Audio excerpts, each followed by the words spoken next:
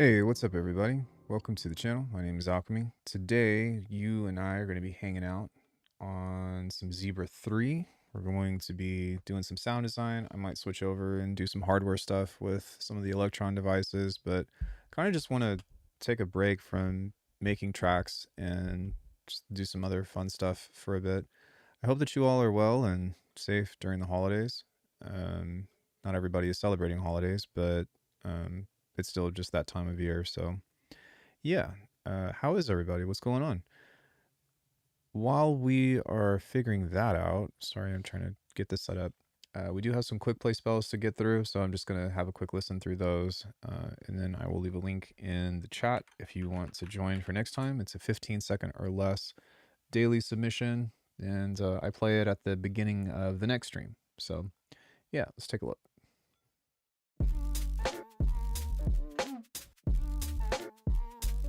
Which one?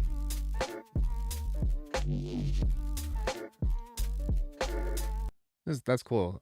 It's a really good start. I'd like it to be more aggressive, but oh yeah, like I said, man, I think that class is a banger. No pun intended.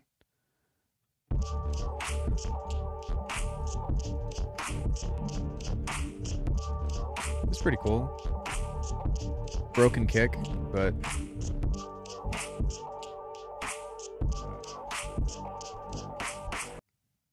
yeah, still cool idea.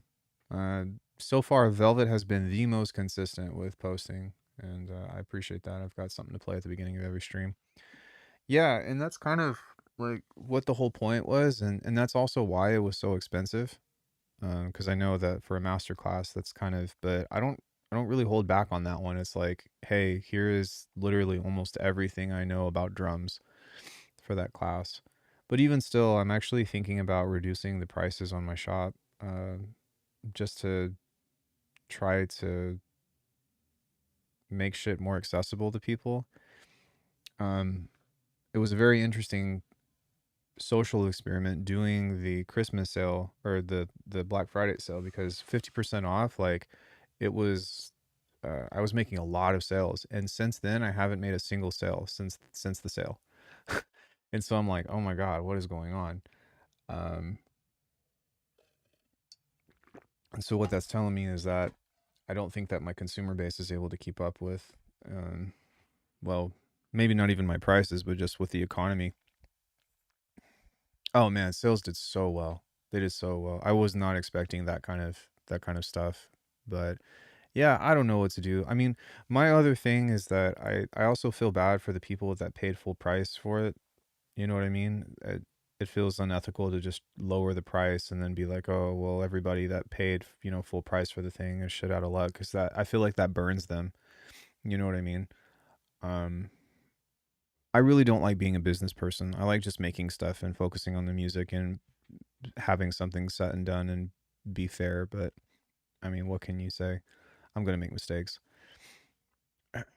But yeah. So yeah, today we're taking a look at Zebra 3 again.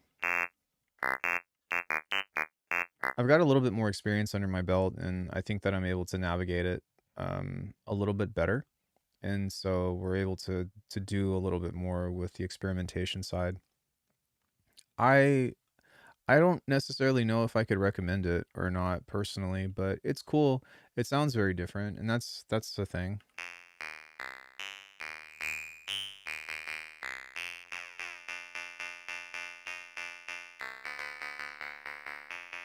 I mean, if you're looking for a physical modeling type thing, then yeah, it's a lot easier to recommend. But the workflow, as I've said before, is pretty cheeks. It's pretty cheeks.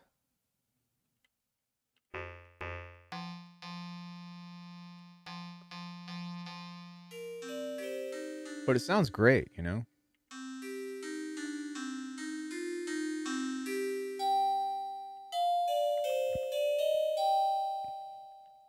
Maybe we can move this here and do a exciter. There we go.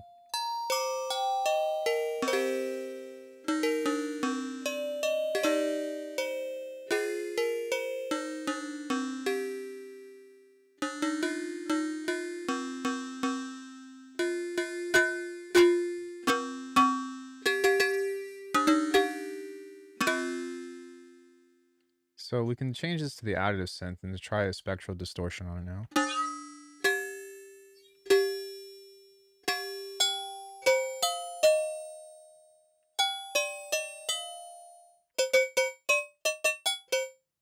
Like, one thing that is really cool about this is, for like making clanks and stuff like this is actually a really useful tool. And something else about this, which I included in my review, I don't remember if I posted that review or not yet.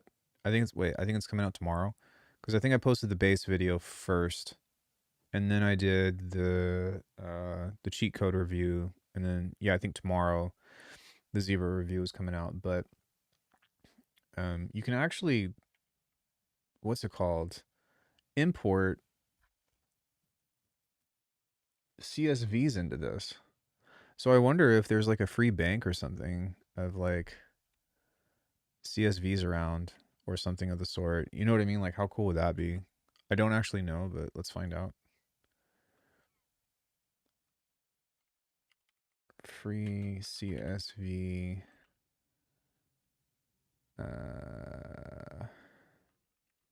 Instruments. Like, what even is a CSV tool? Is this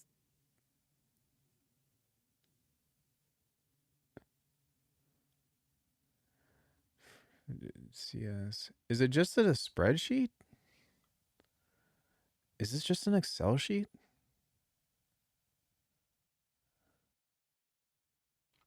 Like, I'm not even sure what CSV musical instruments.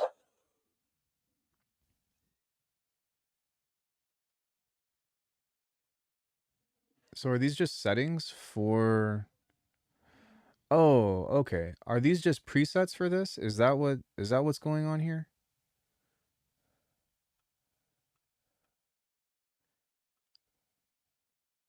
Pitch source. Interpolate. Like, what exactly are these?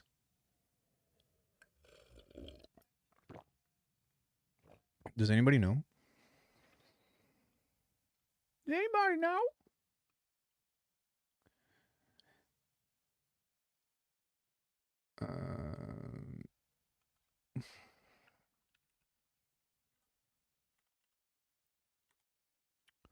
Find files for each of the settings. Well, I know that you can import your own files, but I don't actually know what it is. But yeah, if you right click here, then you can open this up, which I talked about on my review. But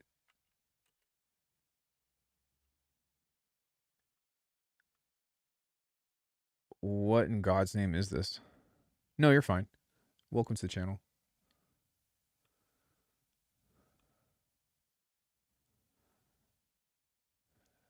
String mode, odd, combined ratio, decay. Like what? Yeah.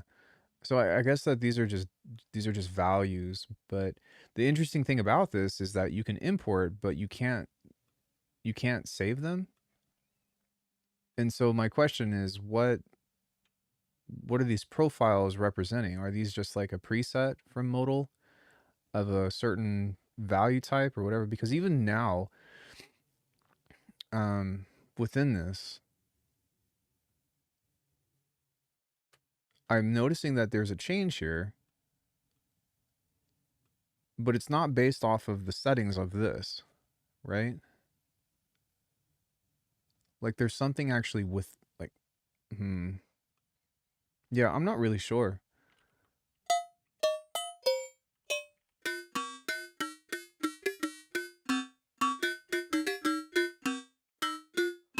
But it is cool.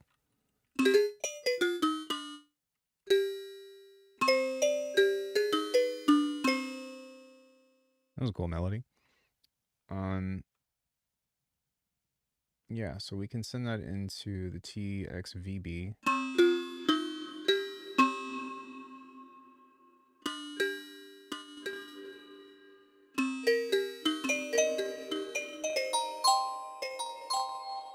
Like, yeah, it's really hard to like talk shit about this synth when you actually get good sounds coming out of it. Not that I'm looking to talk shit about the synth, but I just wish that the workflow of this was a little bit easier to navigate.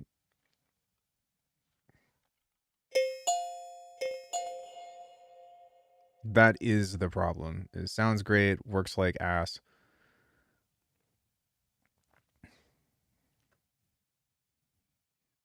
I mean, for a $40 upgrade though, you know, having a physical modeling engine, that's part of the reason why I didn't even reach out to Yuhi. I was like, I'll just pay for it because I know that there's a lot of useful stuff for this outside of my initial sound design repertoire.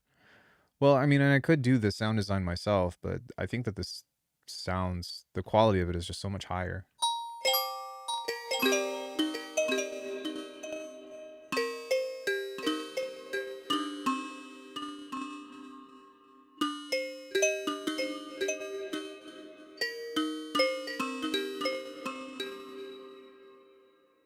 Try some log clusters here.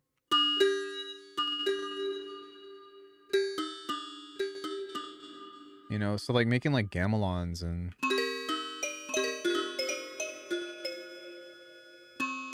did I just say gamelon? I meant glockenspiel, I'm sorry.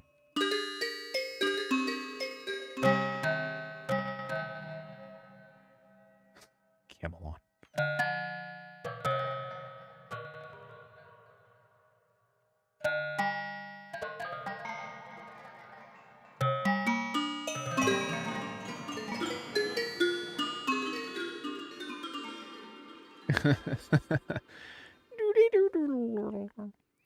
Okay. Something else that we can do here is grab another oscillator and turn this off.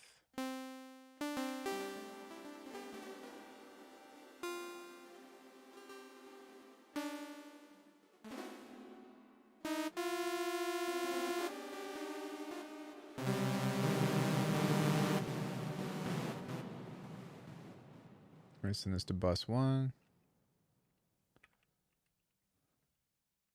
I think bus 1 is off. Yeah.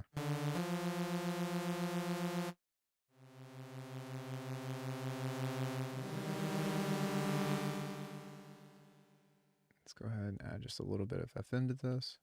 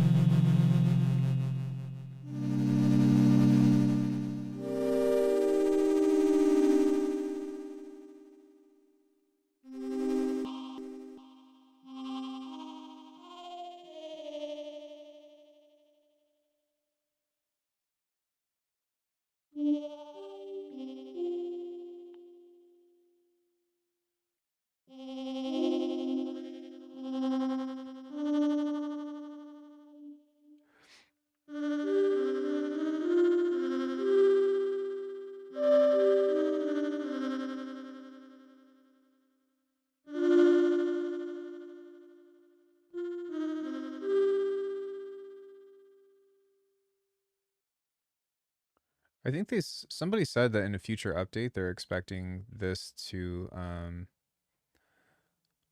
what's it called? Expecting this to be able to be visually noticeable, which I think would be excellent. I don't know for sure, but it would be awesome. Because as of now, it's kind of like I don't know what this is doing. I mean, I do when I listen to it, but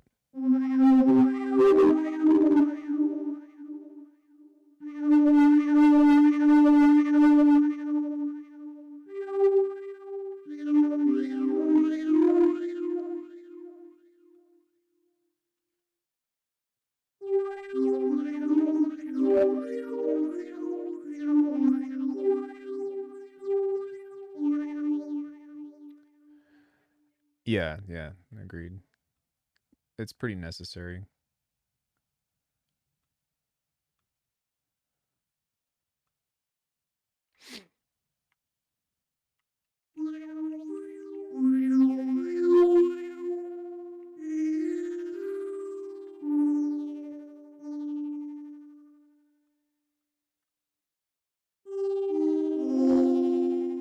But it is cool that you can use these as a resonator on this, because I mean, creating formants and stuff kind of starts to become a different ball game. We can lower the volume but turn the resonance up, perhaps.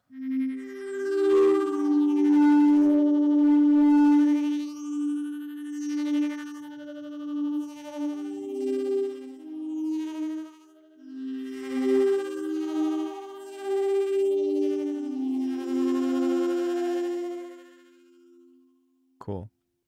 Let's go ahead and grab,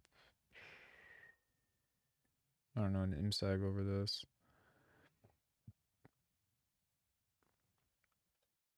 Is there a way to set this to bipolar?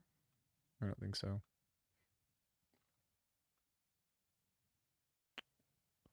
Right click. Maybe not.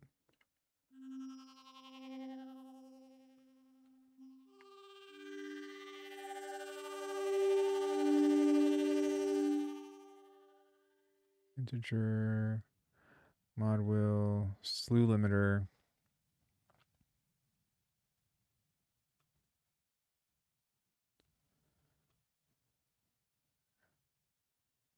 Expanded. Full wave plus and minus. Half wave. So this says full wave, so maybe that means that.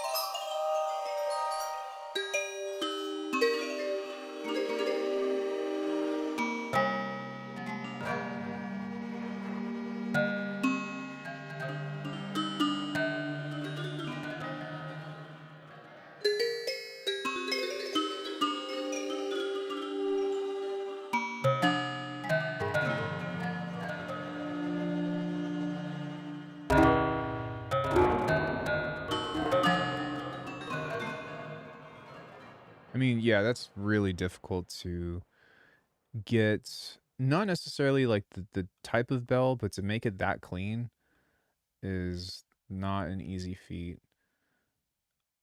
Key, calibration, pitch bend, glide, modulation, quantize.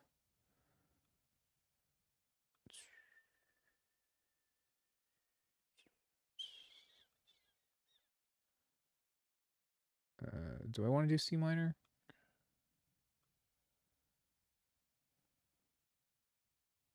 Yeah, why not? Let's just put it in that. And then maybe what we can do with pitch 2 on the mapper here,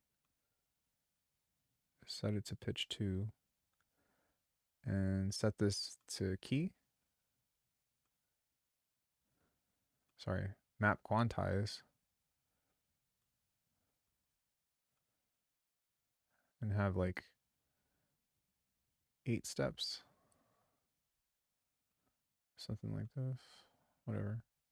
Just see what that does. Go to oscillator here, set this to pitch 2.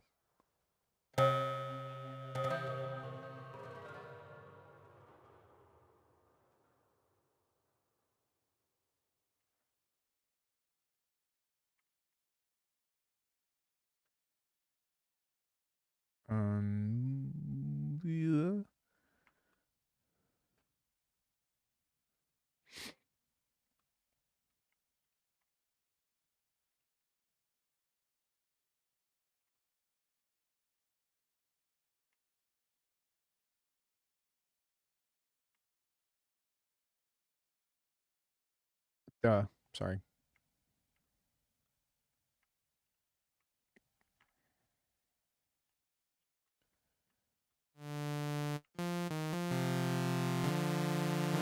Okay, sorry about that.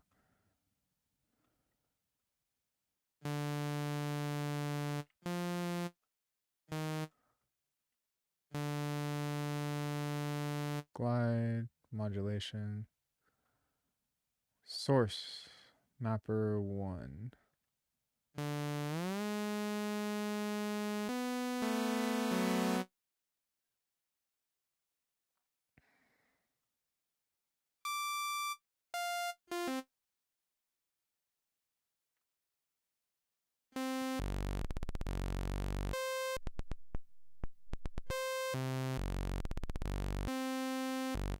Okay, now within this, with the quantize on here,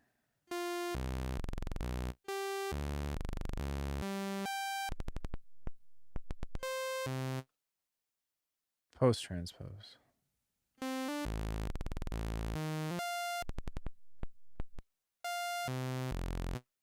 Then with this, we probably want to have subdivisions to 12, step count, 8 subdivisions to 12.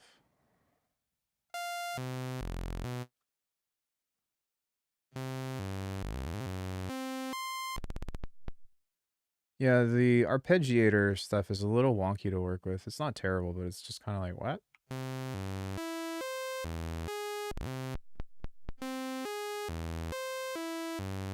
It's also not...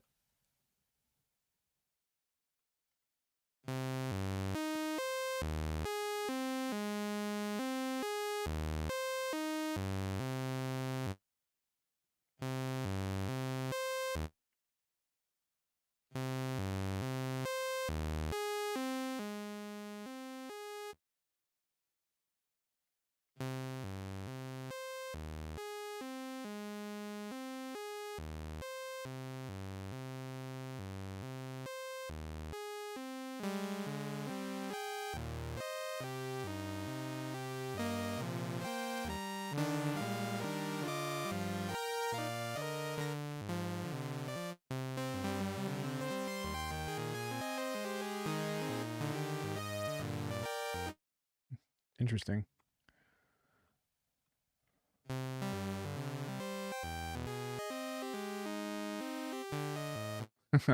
Yeah, so trying to get the mapper to quantize post modulation is a little strange.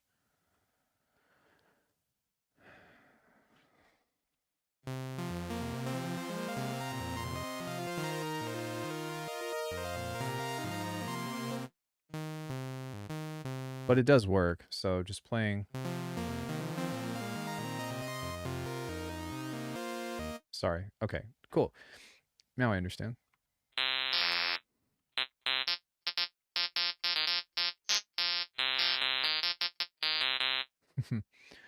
um,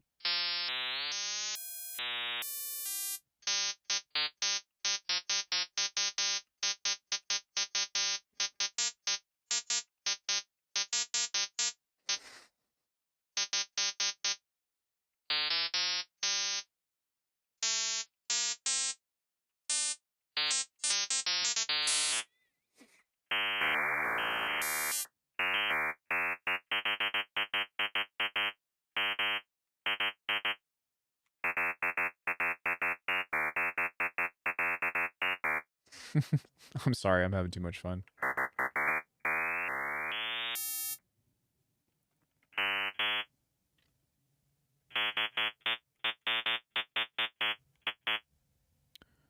Now, if I put a random on here with the rate,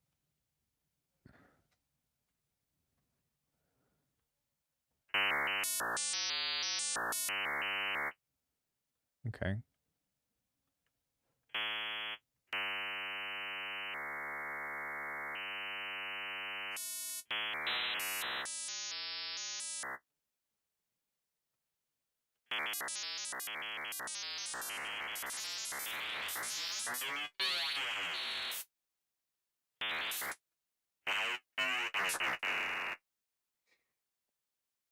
No, we just need a high shelf on here, or high pass.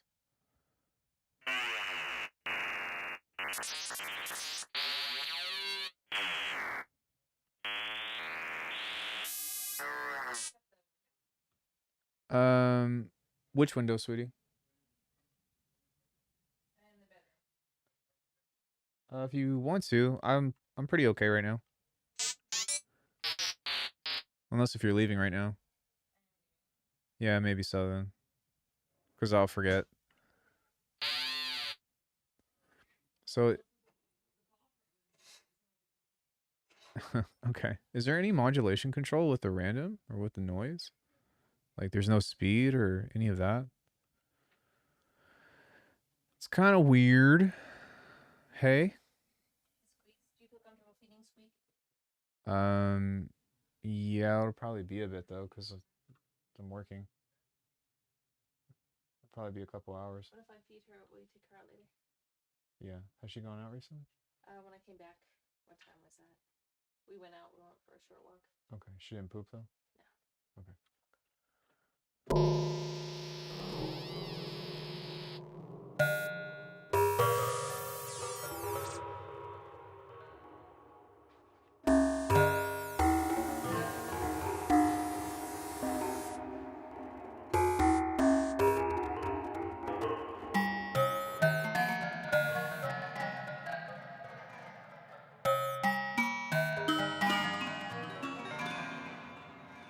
So what just happened? Why am I getting a filter right here? I didn't mean to do that.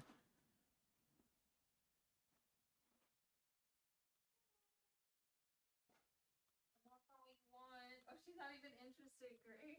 She's not even interested. No.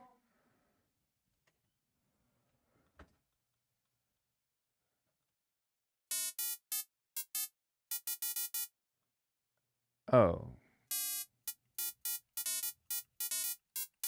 Oh, I fucked up the wrong one. That was supposed to be there. Ugh, God, the workflow of this. What is this? Where is this at? Okay. God damn it.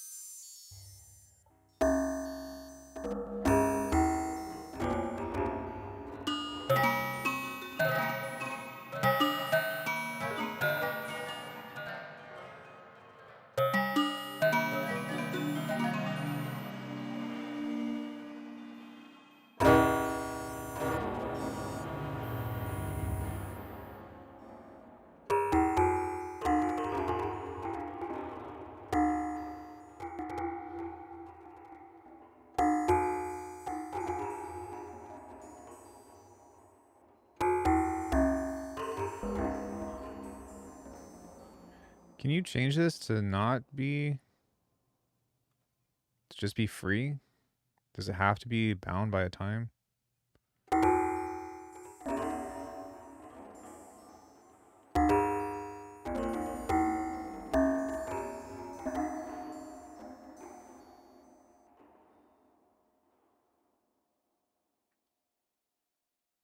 Okay, so you can, yeah, she'll eat.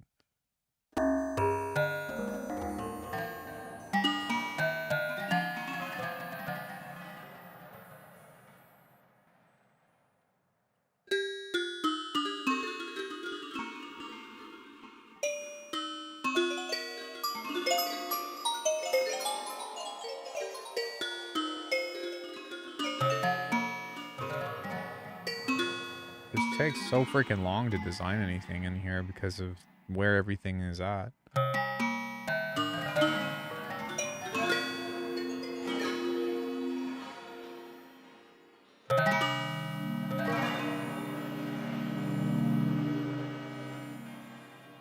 It's very pretty though.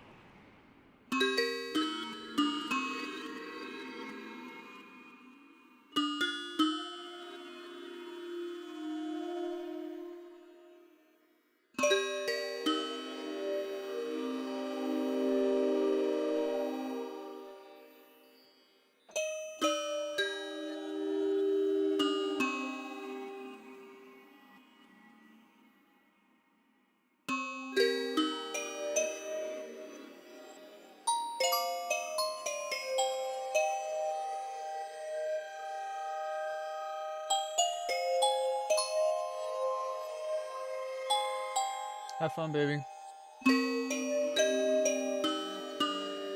you. I'll see you later.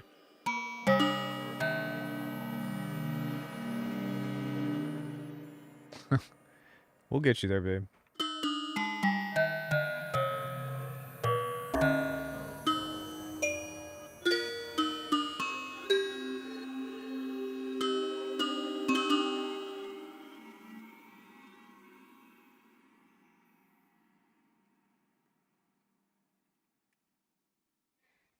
Okay,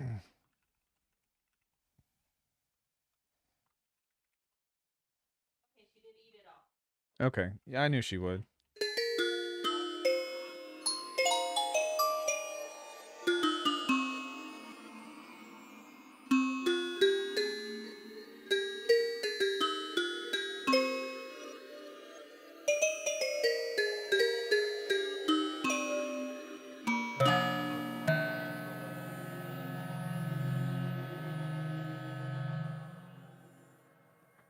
So the output of this is also being related to the filter in A, same. Hold on one sec. Damn it.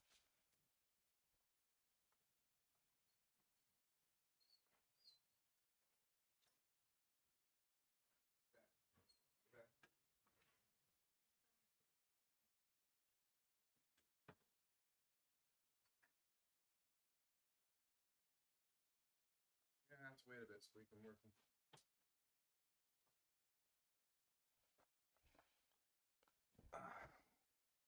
Corey left and locked herself out. She didn't have her keys.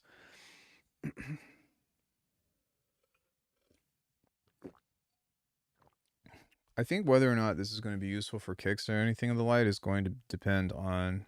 Hey, Aaron, what's up? Wait, is this the same Aaron that I talk shit to in Street Fighter, or is this a different Aaron?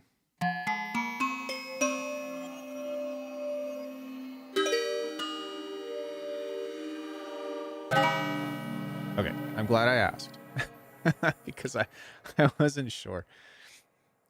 Um,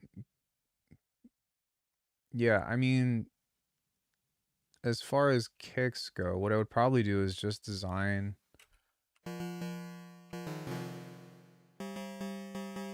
What? Oh, probably just.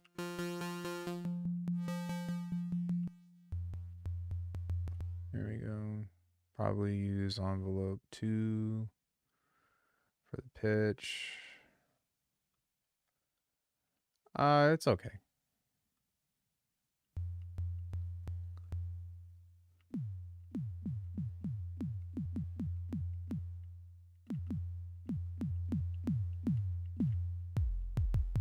Is it optimized? I don't think so. No, I don't think that it's very well optimized. It's also the beta, so like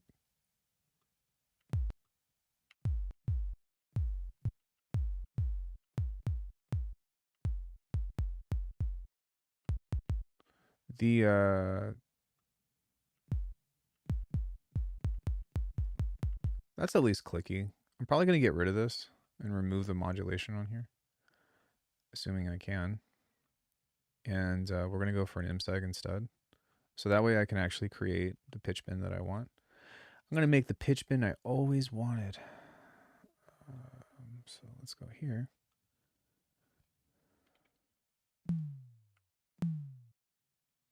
You can ring my bell. Ring my bell.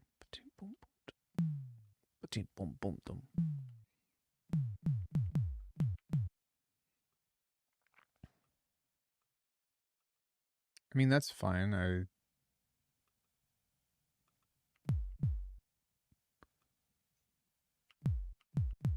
don't really honestly feel like that's going to make much of a difference. Yeah, there's a lot of physical modeling stuff that's been added, and also a lot of an additive engine in various ways. And to me, like, that's the big appeal of it.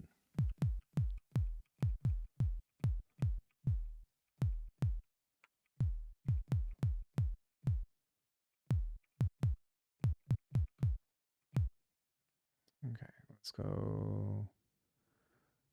What am I looking for? Distortion.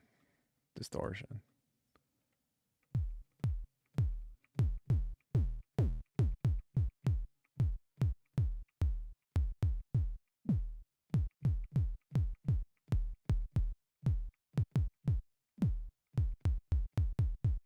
Yeah, getting used to that is going to take me a while.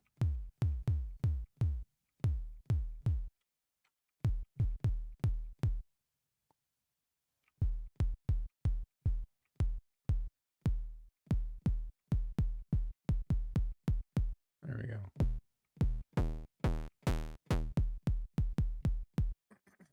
Okay. Let's go filter.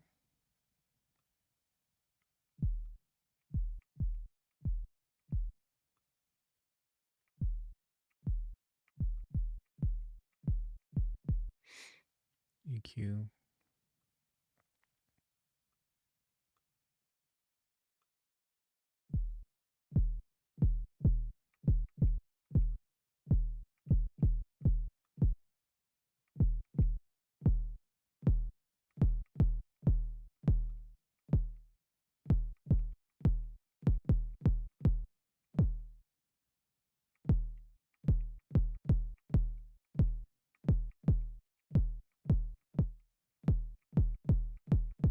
That's a little finicky.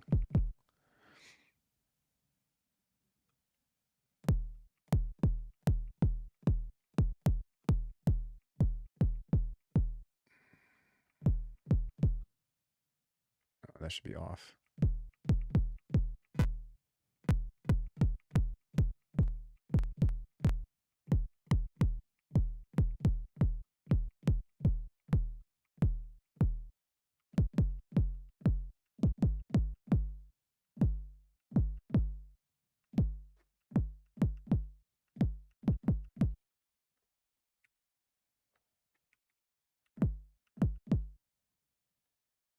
Can y'all still see that?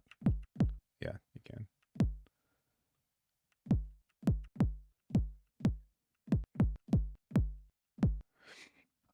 My biggest thing with this is like the distortion on this just is not my favorite.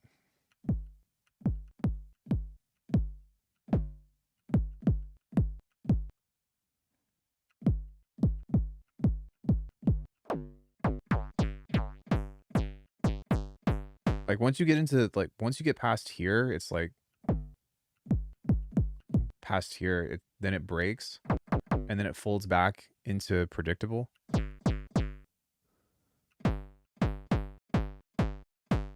mean, I suppose you could make like, you know,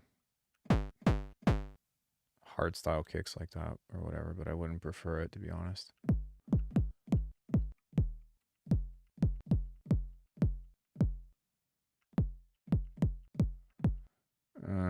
I also think that it would be best to use an IMSEG on here to control this because the difference between this and this is significant. You know what I'm saying? I also don't really feel like the exciter really adds all that much. I would rather just use a convolution layer in order to give it a layer. But, you know, it's not terrible.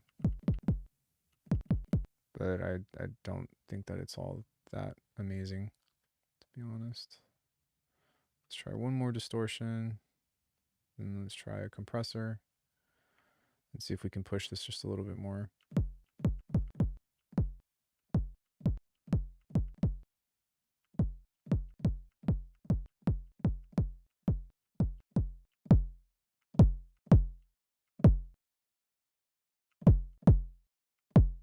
Well, that sounds pretty good.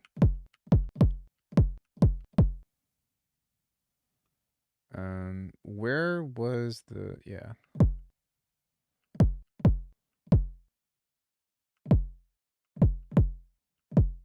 It's a very stereo sounding kick to me though, or something. Is this mono?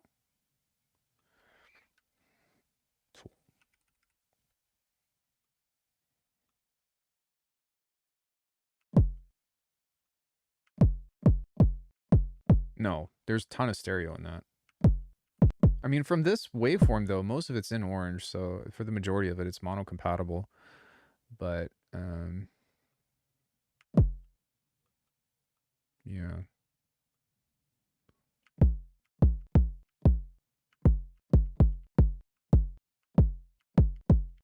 There we go.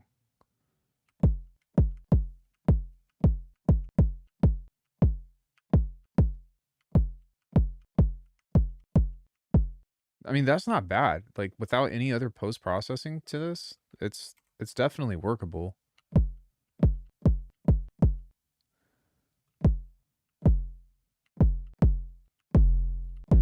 can definitely make 808s and stuff with it.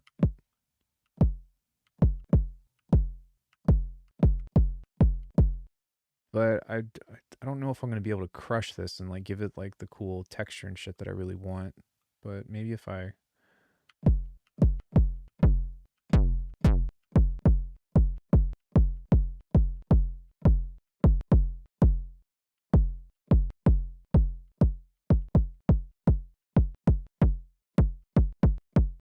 let's try a hard clip.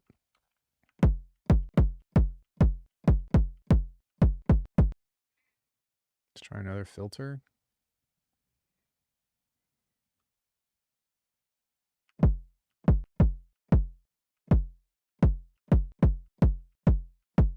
try ring mod. See if we can get some noise over it.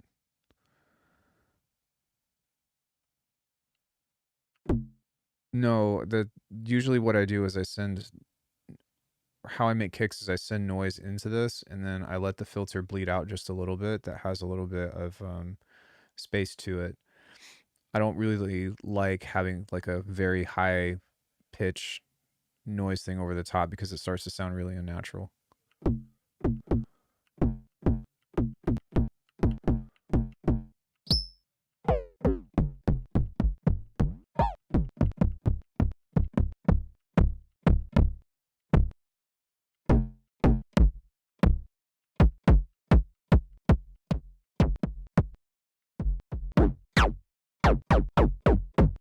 But you can get some different stuff like that. It's kind of cool.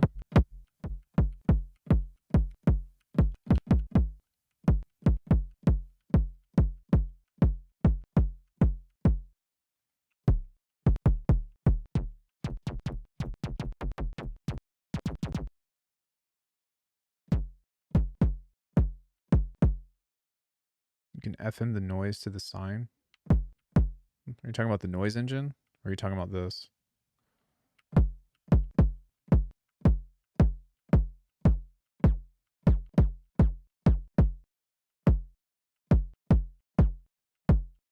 I mean, yeah, like if you really wanted to, you could go bus 2,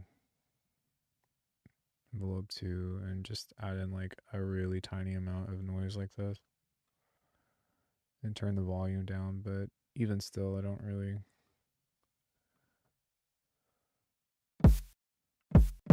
It's too much.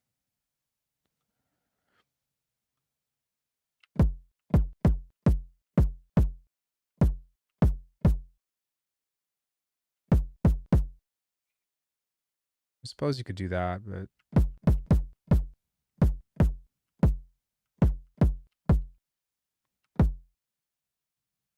yeah, I know this guy. Or are you talking about as an effect?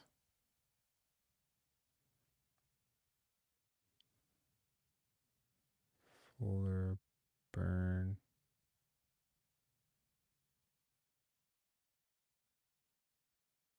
Yeah, I don't see that option. I think you're talking about doing this, but yeah, I don't really see the point of doing that.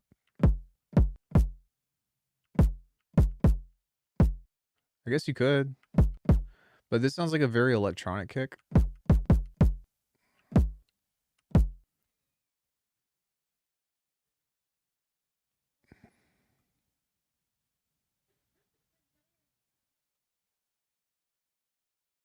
Crackle, static, a little bit. It has very extensive noise. Click on white noise. That's what it's on.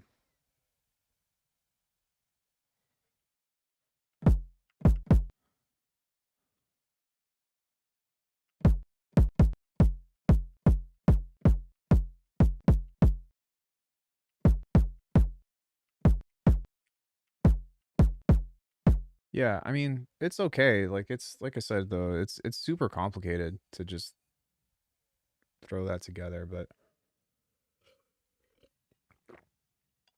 it works.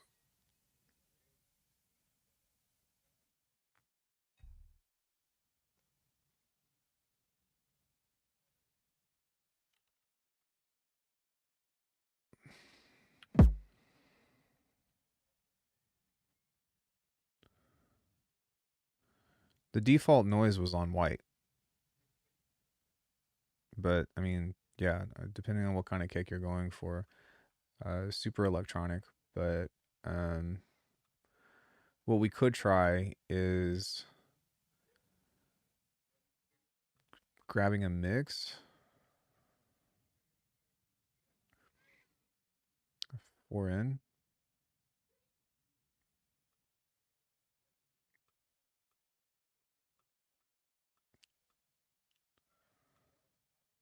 Yeah, sorry. And then we can send this into a modal resonator that you group modulate like in phase plant. Yeah, you can't even move, like you can highlight all of these, but you can't move them at the same time. It makes no sense. You can group them, but I think the group is, yeah, the group is on this, not on, yeah, you can't like group shit. It makes no fucking sense. It's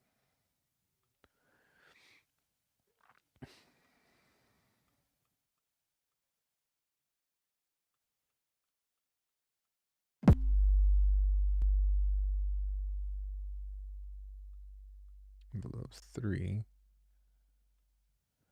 We just want a really short.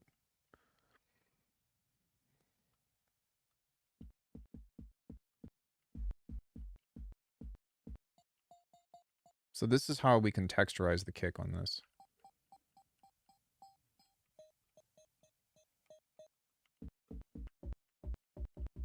Because you can distort the fuck out of that.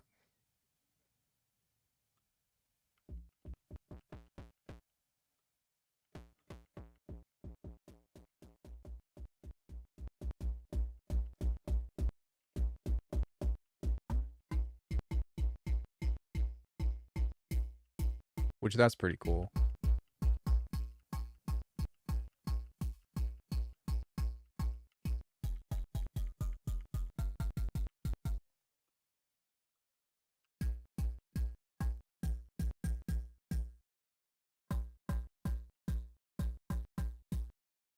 Maybe a shaper. I keep saying shaper, but it's not. It's folder.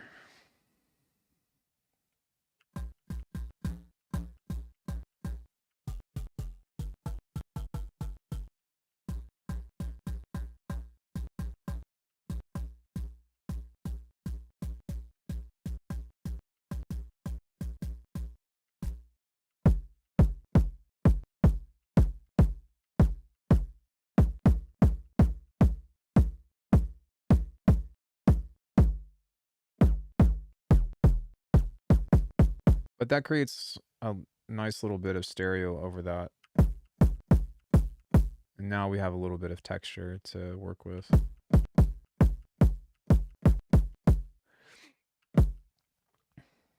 Does this have a ring on it? Or any? Yeah, it does. Okay, so let's see what else we can do to this.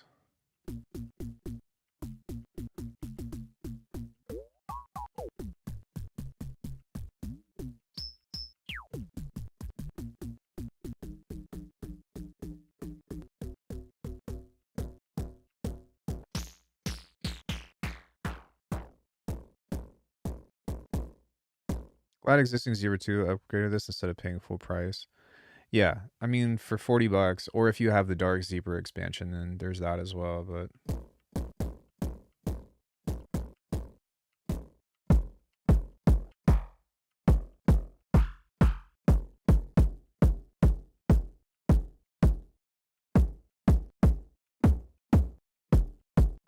so this is how you can get like physical sounding kicks and shit.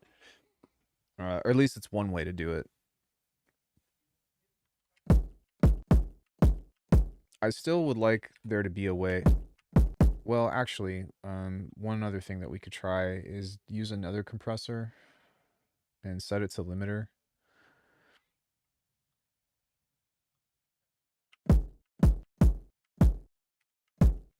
Ideally, this would be hitting at -6.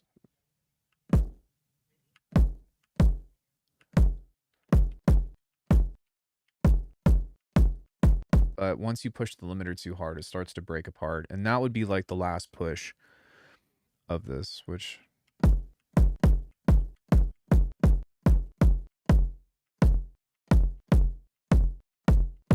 if we back off of the exciter just a bit...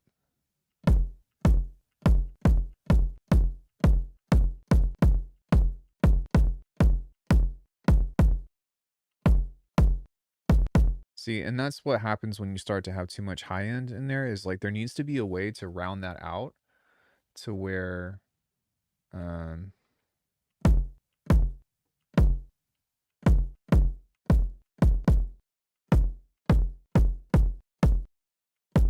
so I actually have a plan. What we could also do on this is go to here.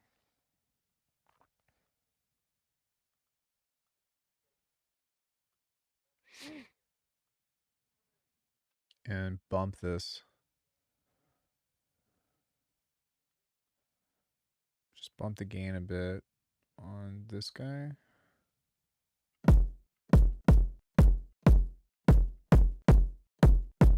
And that's what helps that reach pull out a little bit more.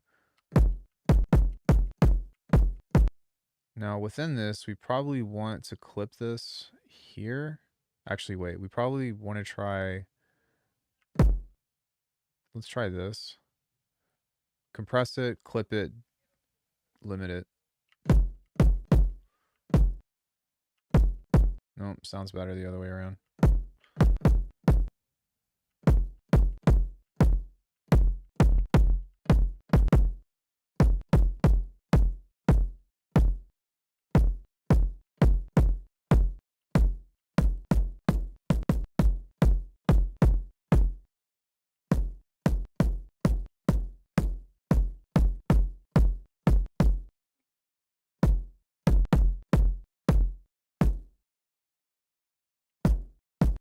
Yeah, I still can't get it past that point though. And for me personally, I think no matter what I would do with Zebra, we would still need to do something like this.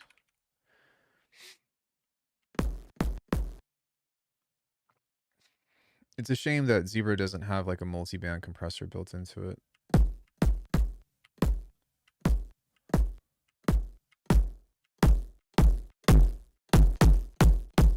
But that's giving out some really nice...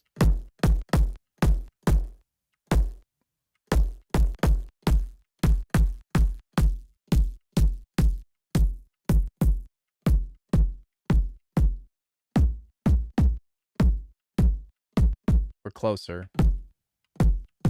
So what we can do is just pull this back, double this, turn the gain up, and then clip it now.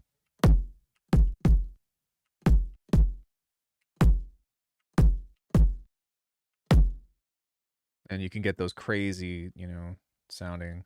And that's kind of my verdict with the Zebra 3, which I have a review releasing at midnight tonight. The thing about this is that it has a lot of great tools, but it still needs stuff on the outside of it in order for it to feel like, what would you say, like it's complete. You know what I mean?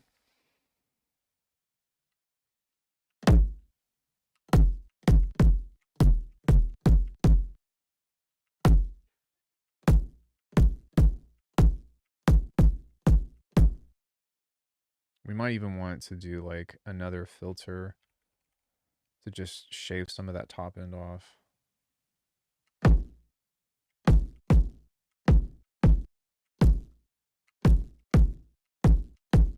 Yeah. Interesting.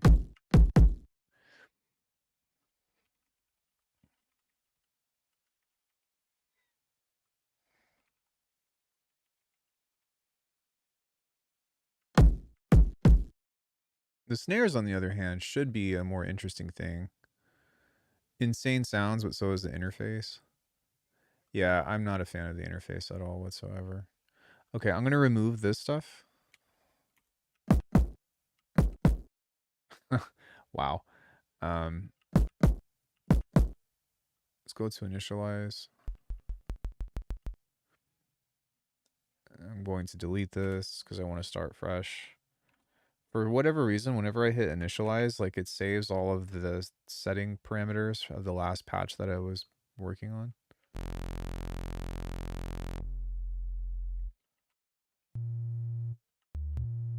So this time we're going to do things a little bit different. We're going to work with the MSeg off the jump with all of these. So as opposed to this going here, this will be MSeg 2.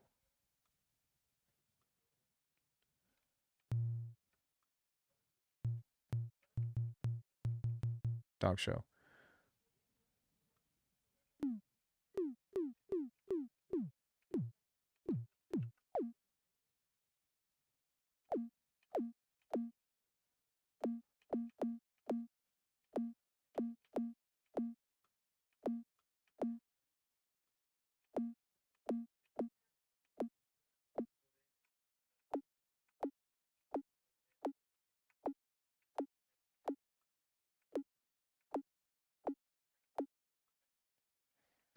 Let's go ahead and mix some noise in here.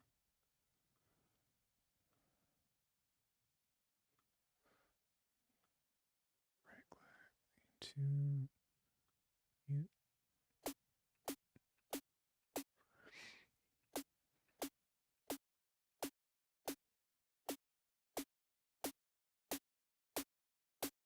We're going to use another. How many noise generate? We only have 2 noise generators. That's okay. There's a way to solve that issue as well. So what we can do, yeah, is we're going to go to envelope 2. Or we can go to envelope 1. That's fine. And what I'm going to do on this is we're just going to create. Oh, yeah, I can just. Never mind. I don't have to do that. I forgot. We can just do this.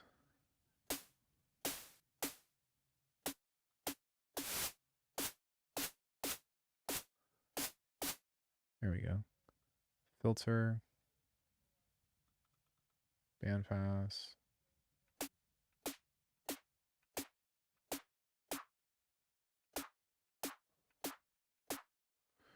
Then on here, we can go to. No, we can just do it here. We can go to the exciter and create a click. I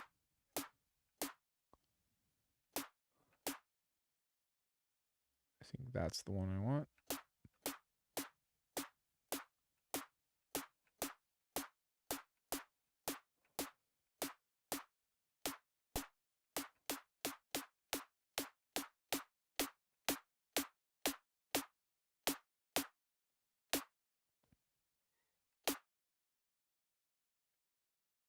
This will be MSeg 3.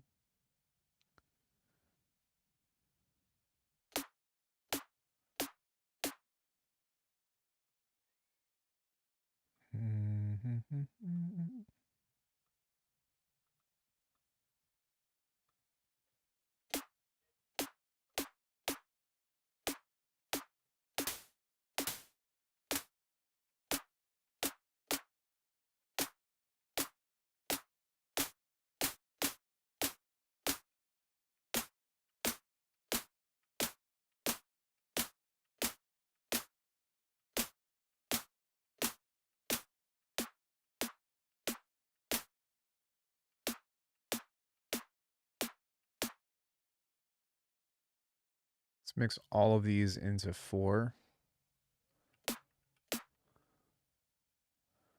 Oh God. Oh God. Okay. Hold on. Before I do that, we need to go into the EQ here. Actually, no, we don't. We can just replace this with another filter.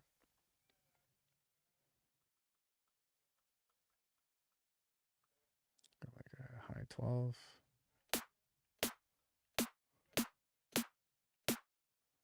Right here.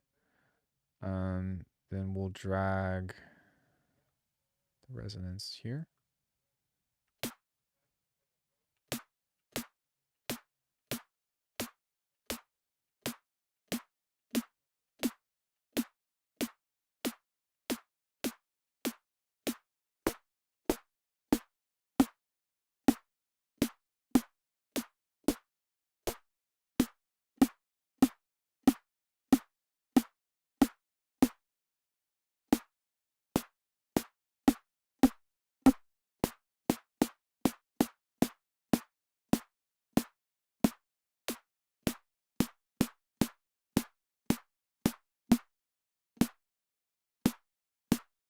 Interesting.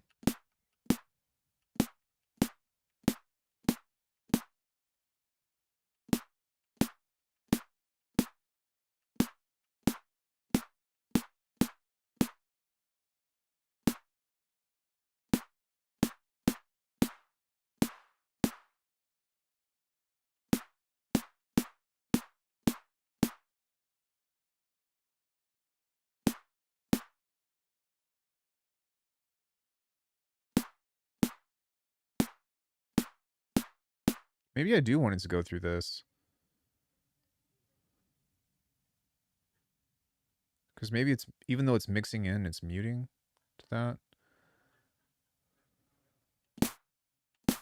Yeah. We just need to make this a little bit faster. Like here, maybe.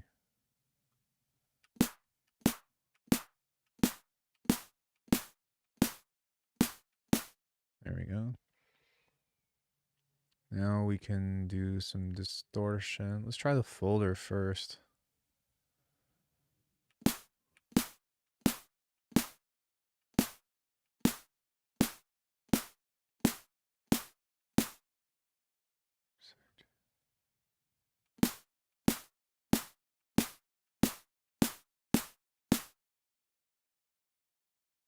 Uh,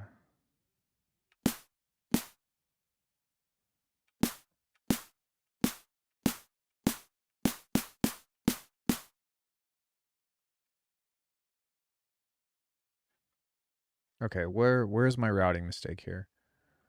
Everything is going into this, which goes into the folder.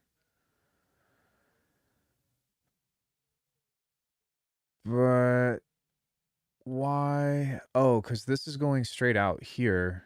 So this needs to... No, the output of this needs to be going into this.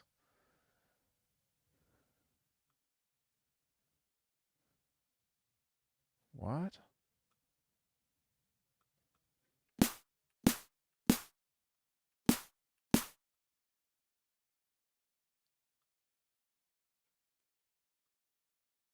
I don't know what these mean.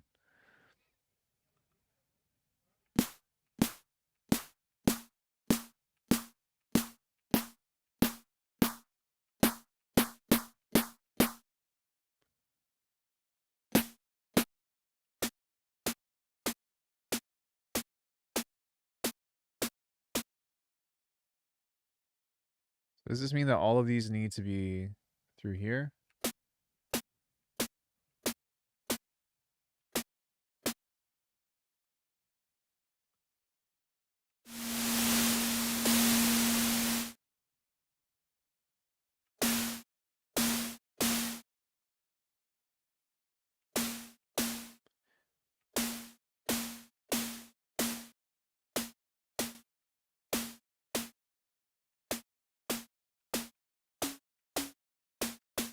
Yeah, okay. So maybe I don't want to do that. Maybe I'll just leave this here.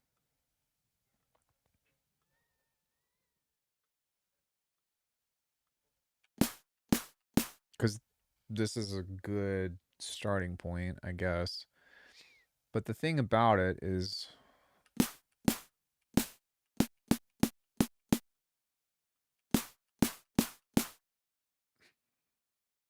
I wanted to be able to mix this in from track 1. Well, maybe I could do that. Maybe I could go mix 2 or something. Mix 1.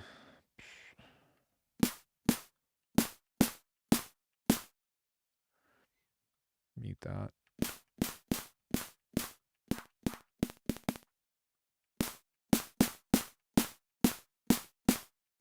It's just interesting how all this works. But now if I add a folder to this, is this going to do what I want it to?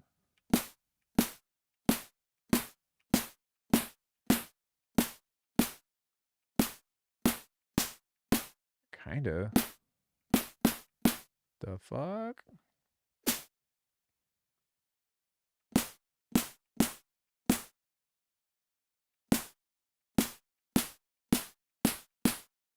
The fuck?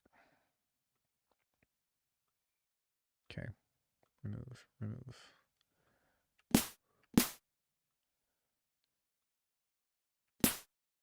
What?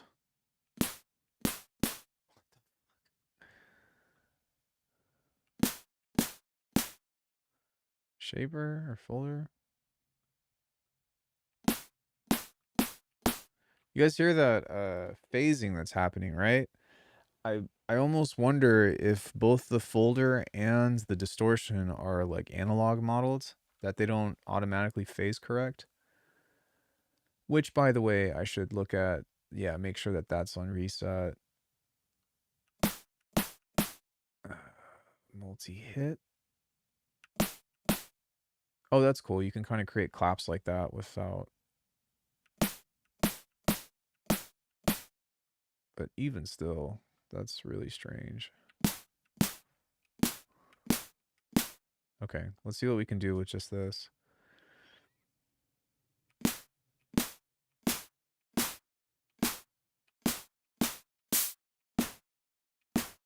See, this is interesting because, like, it's not really pushing the... It's not really pushing the transient of that. Hardly at all.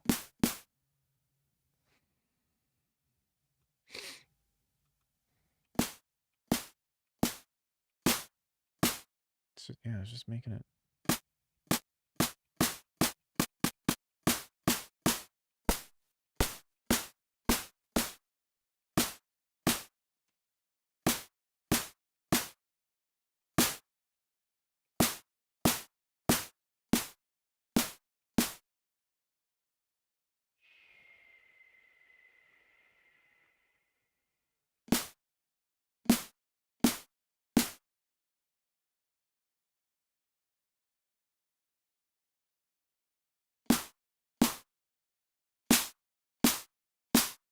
That's better.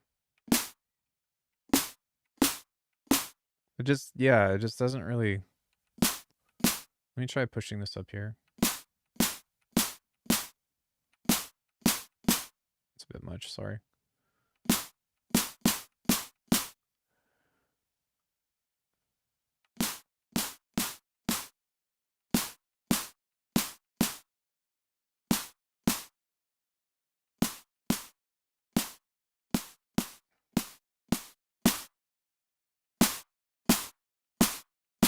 Yeah, like, it's not... This isn't pushing it in the way that it should be.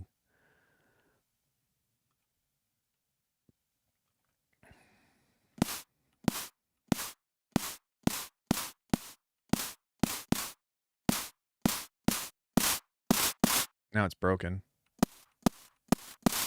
That's funny.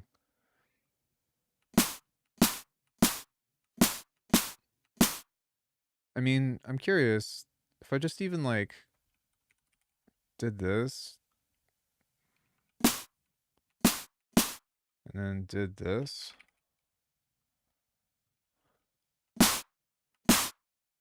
Okay. Let's go to MSEG 3.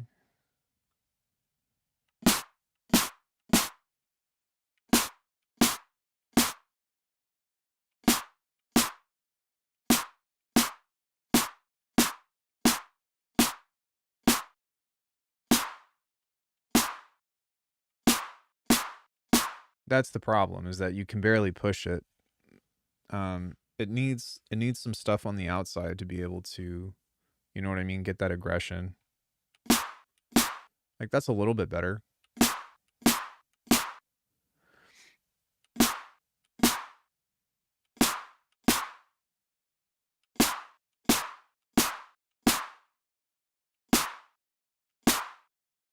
It's still not really hitting as hard as I want it to though.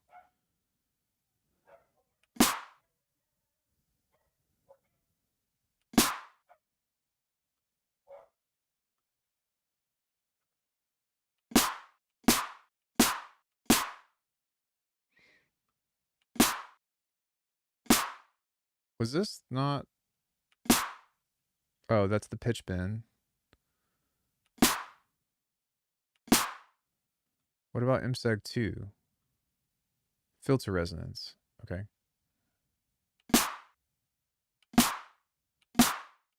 There we go.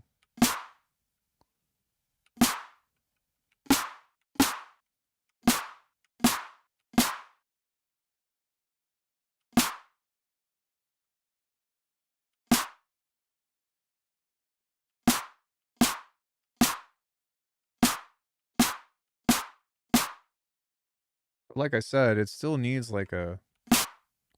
Oops. Sorry.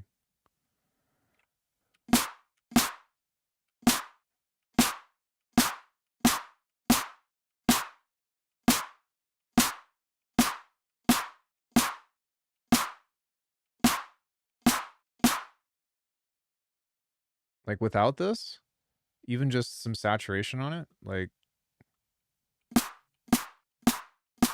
that's about as bad. That's about the most I can get out of that. But if we clip this,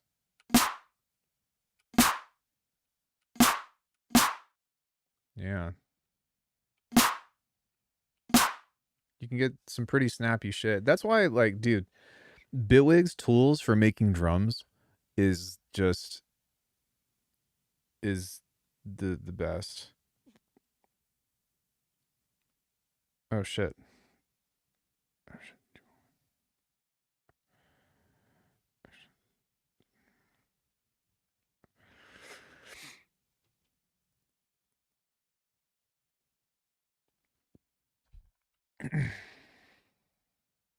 Yeah, I mean, like, because I made it, it's not too complicated, but as a means of like somebody trying to break this down and figure out what I just did, you know?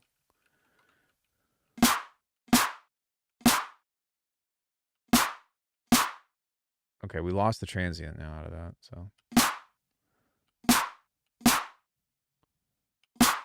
I also would like these to be a little bit snappier.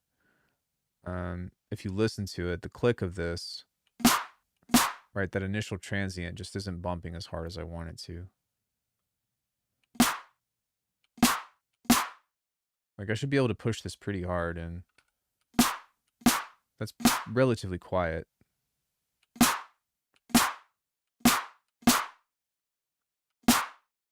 It should be like, you know what I mean?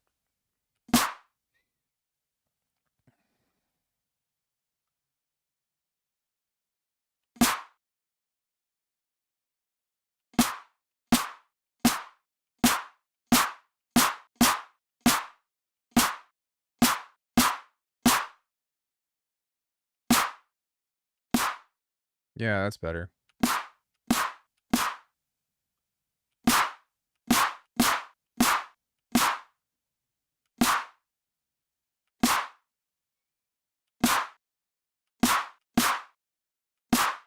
But it's still, I don't know, something is still kind of weird about that.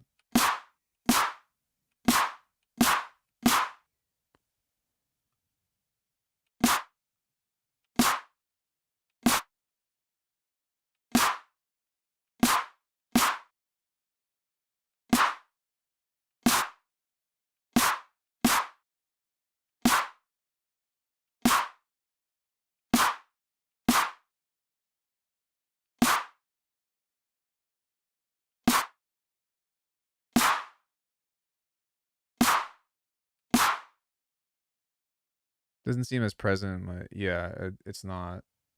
I don't feel like it is anyways, which I can fix it with EQ, but um kind of goes to show like just what it's capable of doing. Something else about this though, however, is I can start to add in the other stuff to it. So we can go envelope 2. Give this just a little bit of attack, maybe a little bit of release. And then I can mute this other stuff. Oh, right. Oh, right. Then it's gonna have to have like an exciter or something.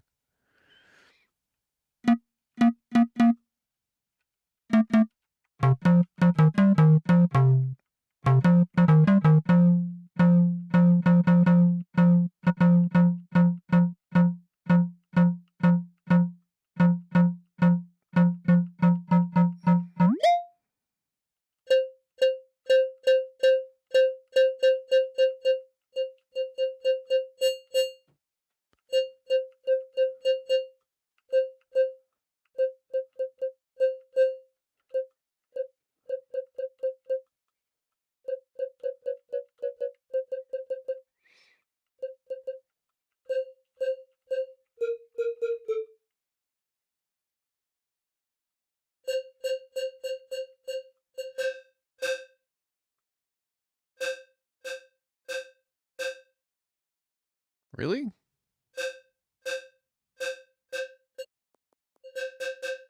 That's so temperamental.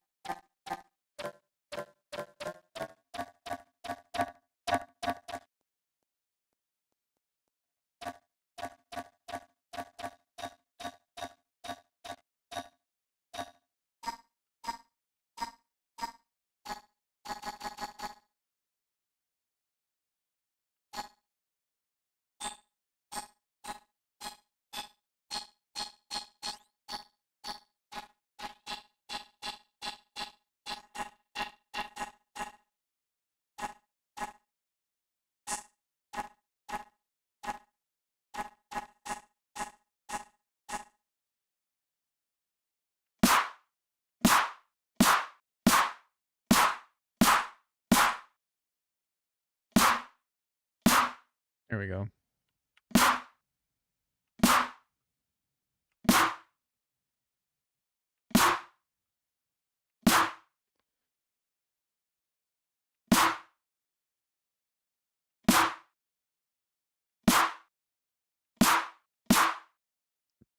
I actually think the ring mod is good for this.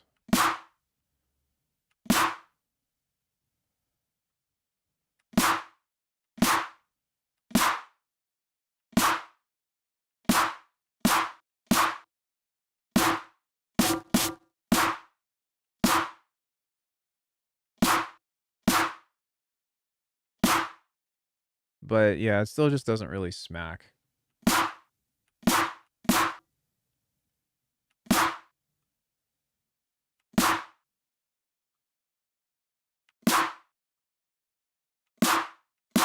That helps.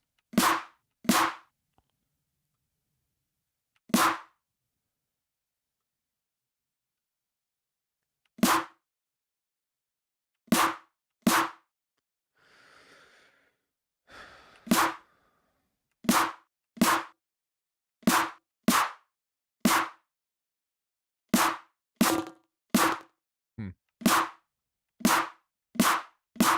But as far as getting like a natural sound out of that for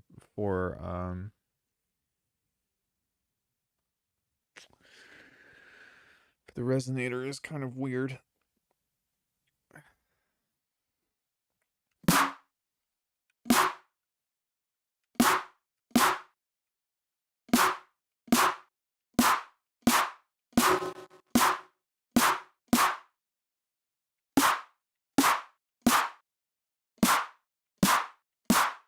Yeah. So anyways, that's how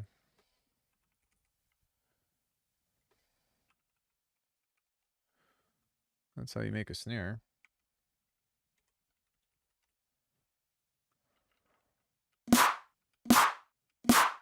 It's okay. It's not terrible, but it's not great either.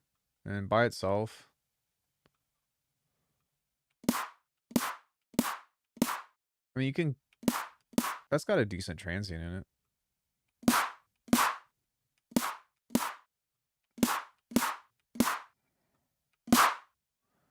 It definitely needs like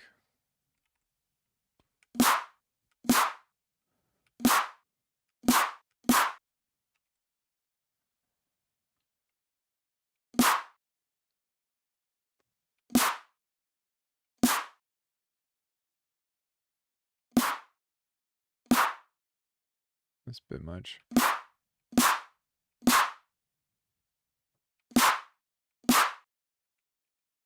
Definitely needs to like have some stuff on the outside of it.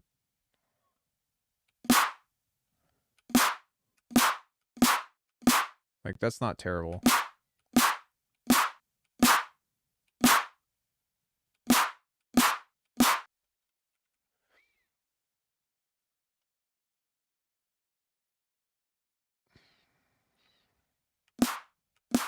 Yeah, see? Where's that?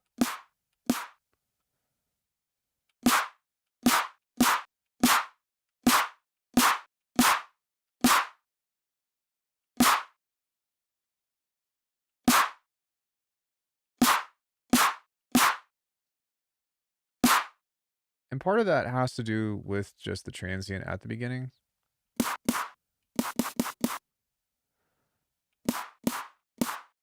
And that all stems back to this.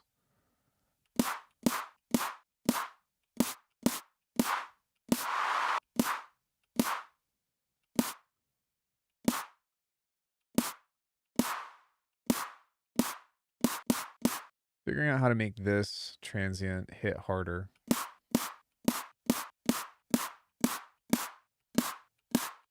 Which, I mean, my initial response to this would be to distort the fuck out of it. But it doesn't really create the kind of distortion that you expect, right? You would think that having all of this mixed in together would make it more, you know what I mean? Make it more,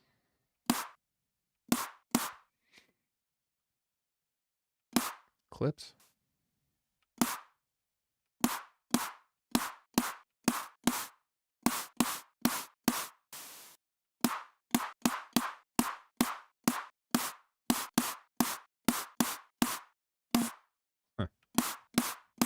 Because you really only need about that much of a tone.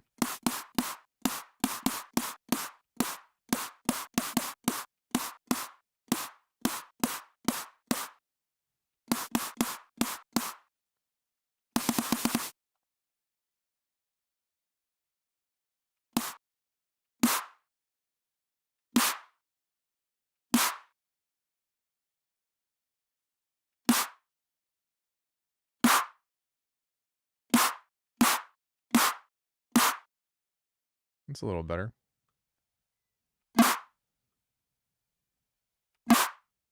Okay, now we're getting the punch.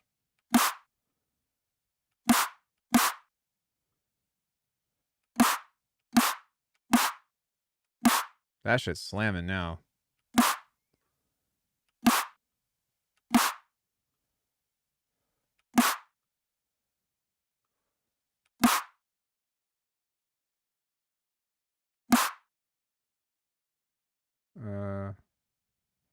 Is it this guy? No. This guy. Now that has that really hard.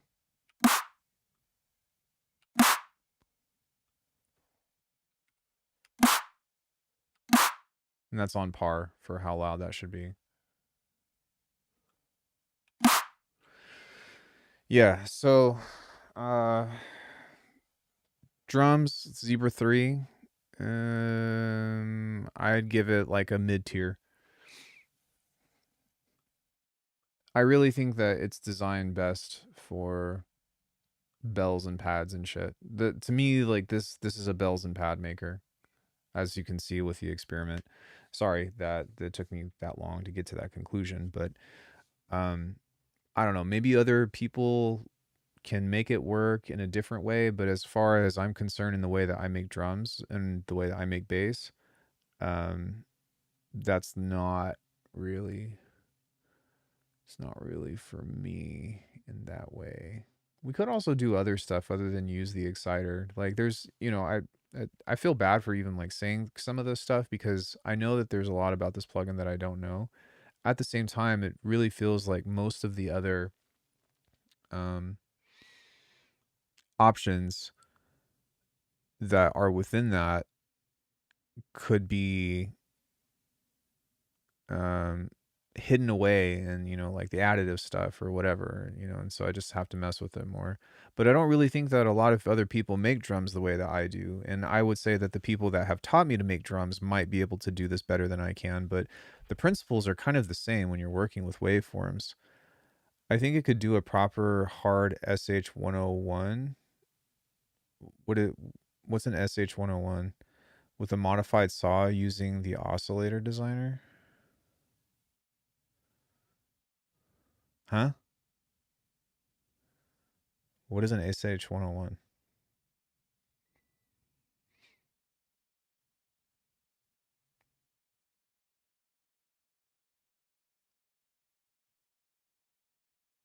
A Roland SH101? That's what I thought you were saying, but you mean like uh you mean like having a drum machine within the synth? Is that what you're saying? What would the what would the saw be for? For 230s, it's a tough sell for me. I can see it being okay for $40 upgrade from Zebra 2 though. Yeah, I can't help but agree. I mean, unless if you really need a physical modeling synth, because like I said, man, like the bells and shit on this are incredible. Um, this kind of stuff.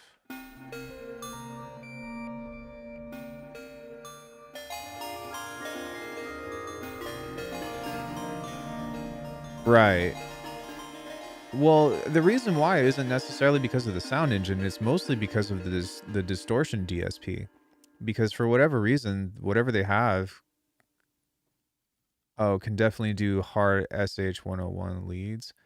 Yes, but things that are like, well, maybe leads, sure, but basses and transients and stuff, I don't think that it performs the best at that. Just from the given tools that we have, right?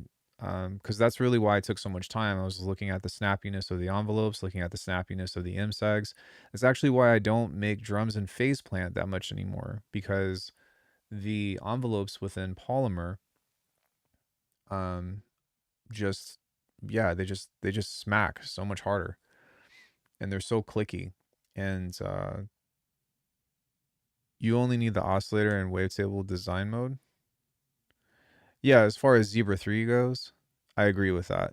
Like I think that's the major thing. Begin with the saw and process it on the outside is kind of what I'm getting at. There are some cool and unique effects though. Like don't get me wrong, like the TXV, this thing, that's a really cool addition. Um Utilities, the compression, like all of these, the ring mod's okay. But the delay, the reverb, and the mod effects, like the things that control spatial are really good. But the stuff that controls dynamics, as far as like the compressor or the folders, those kinds of distortions or whatever, are not my favorite because they break the sound in a way that is more so of how would I even describe this? I'd probably do it with yeah. I think that I think that the distortion models are, which obviously like that would actually be really stupid to not think this, but this is based off of a pedal. And sometimes that's okay, but in other times the way that that behaves is not in the typical way that you would expect from digital clipping or even like soft saturation. And that's what I think Zebra 3 needs, is it needs a dedicated saturator. for example, like, I was showing you all the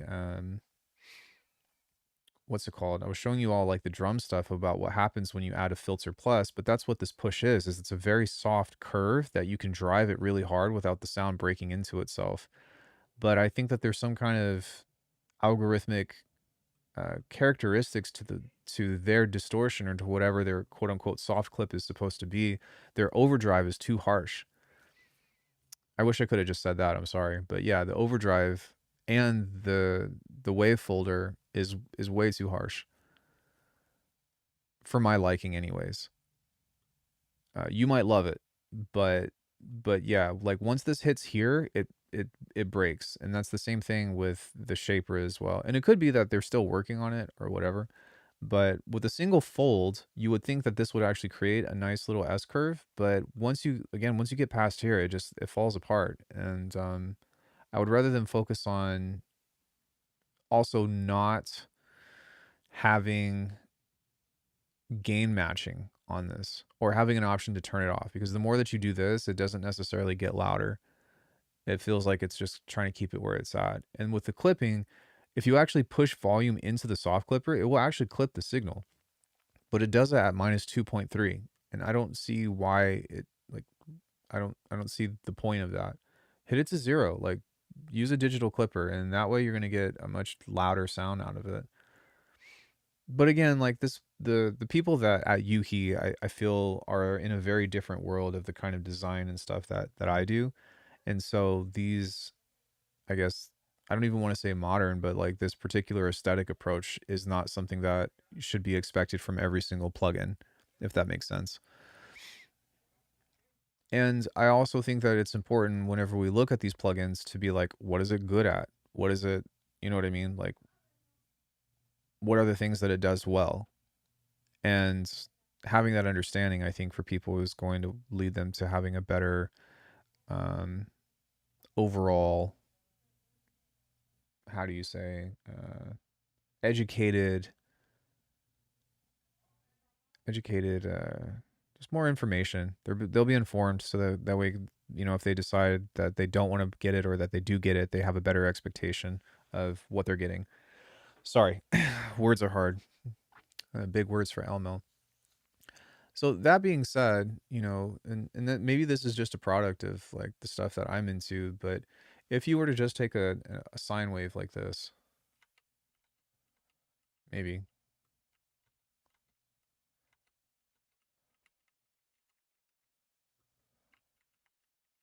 Okay. That's supposed to be doing stuff, right?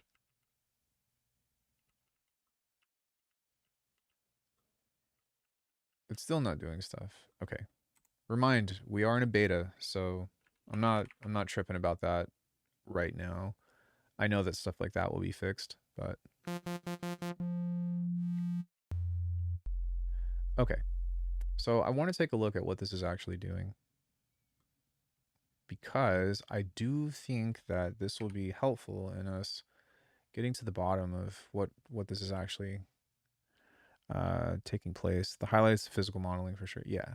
So let's go ahead and grab a distortion. I'm going to turn this up. Then I'm also going to adjust this on the master, so that way we can slow the waveform down just a little bit. There we go. Now, what is going on with this?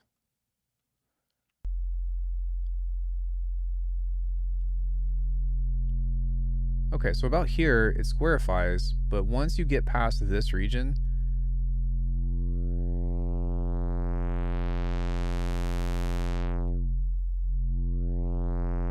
that's interesting.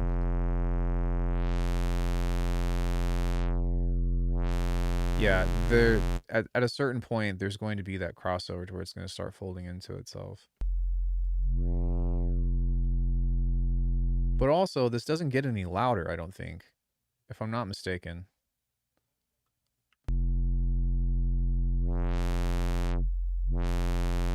Yes. Okay, so that's the issue, that for me anyways, is that it will distort a little bit, but I also think that when you send a hotter signal into it, it's going to react in a slightly different way.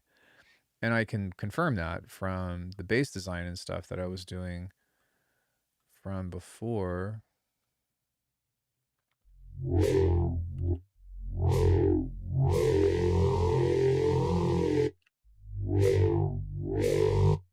Yeah, let me see. Chugga. So in order to get like this maximization on this,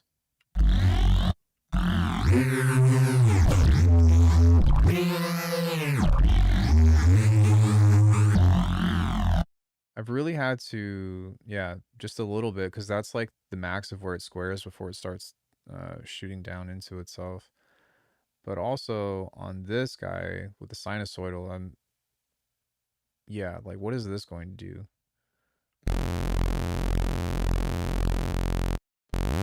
Sorry. And why is this louder? Oh, it must be because we're at full volume.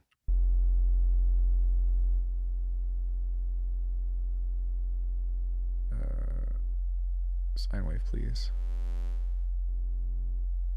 I don't know if you can see that or not, but there's a little curve in there, so it's an technically imperfect sine wave, but that's all right.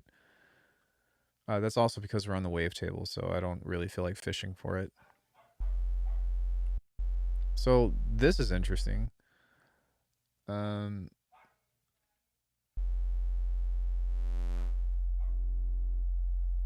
we go. All right. So that should be just a sine wave on its own, right?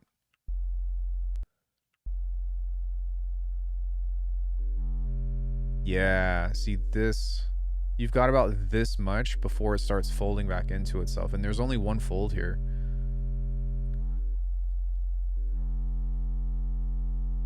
Ugh.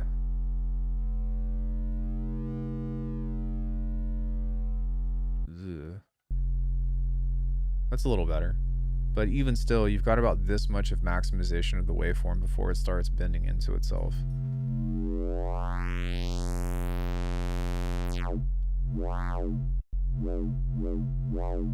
Cool for those kinds of sounds. But obviously this folds a lot more.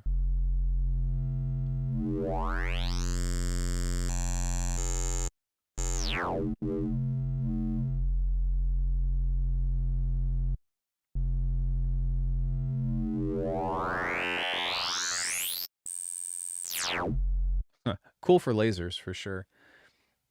But that's interesting.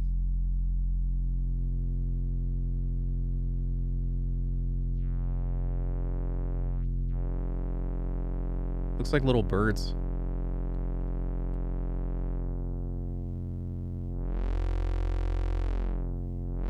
So this is interesting because that actually pushes that up quite a bit more.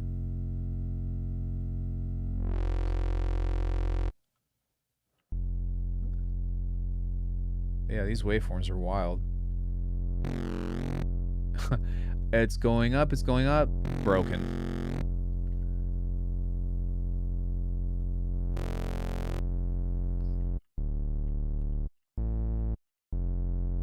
Yeah, so do you see what I'm saying with the distortion? And really there's, like I said, there's only this one and this one.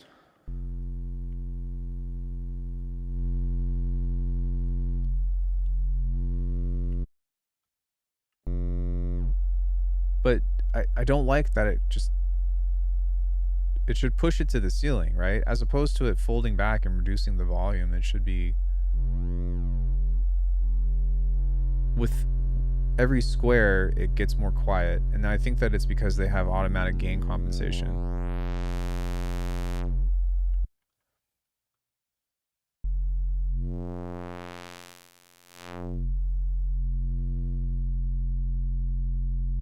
This is at 7.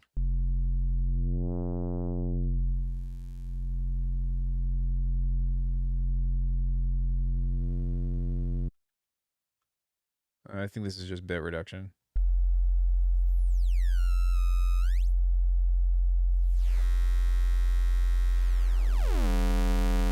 That's pretty dope. Little crosses.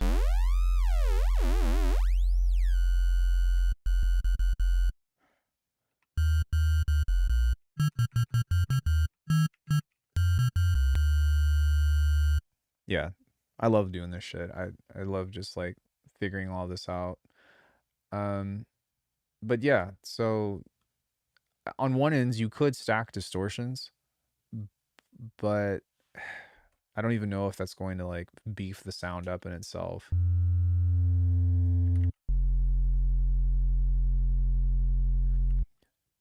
I was more so talking about how I just like studying sound and looking at how this stuff reacts. But yeah, bit reduction's cool. Okay, let's turn this one on, back to this one, and back off of this a bit. Let's see if this will.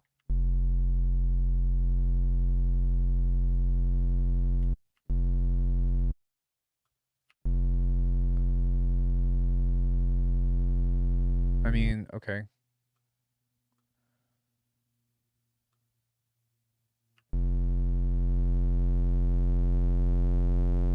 It's a little better.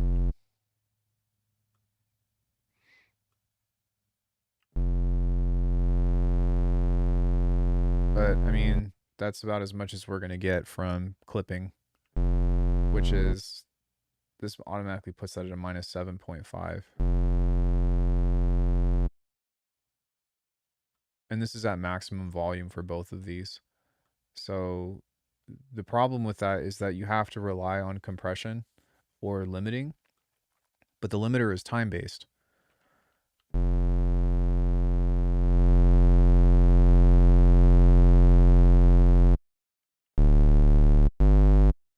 So if we go back to this and then we go back to this, if we can get a fat saw, that would be nice.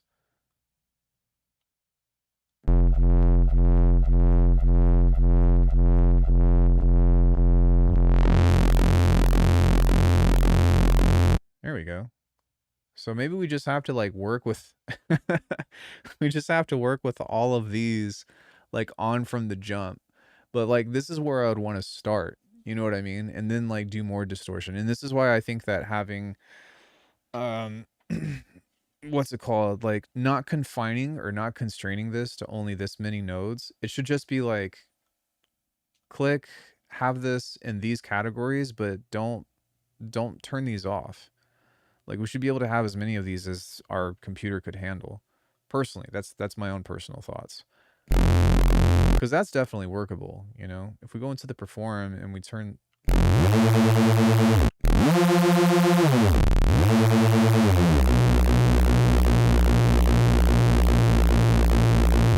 yeah, like I could totally make do with that.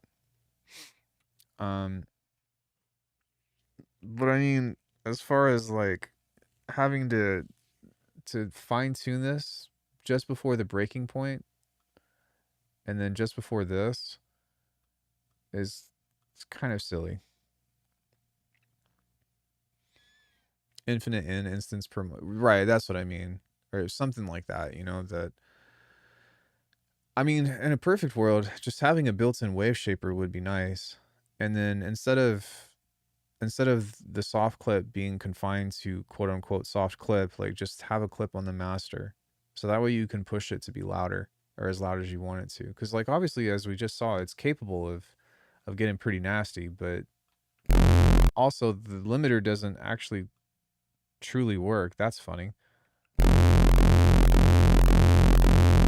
What? Or maybe that this is set to no, that's at 0 dB. All right, I have to remind myself that we're in a beta, so there is that. But um, the dynamics, the way that Yuhi handles dynamics, I think is just something that I'm really not used to, and I think that's part of the reason why I'm having not necessarily a hard time, but why it doesn't sound as the way that I would intend it to. That's pretty hilarious, though. It doesn't. And maybe it's just because it isn't a beta or something, but. So, for context, you could go through all of this to get this sound. you could do that, or you could also go to this and be like polysynth, detune, turn the spread off.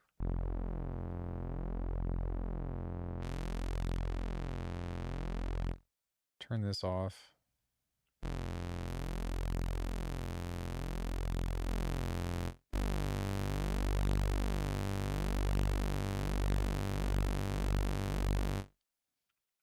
Do this like once.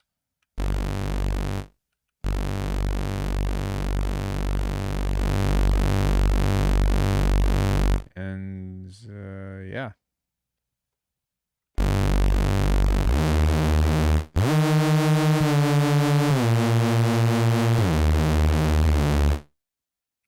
Go clip.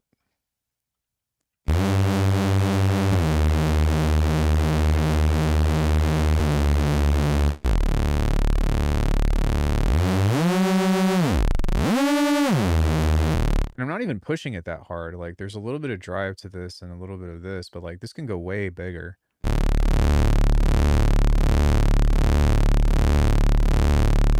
yeah.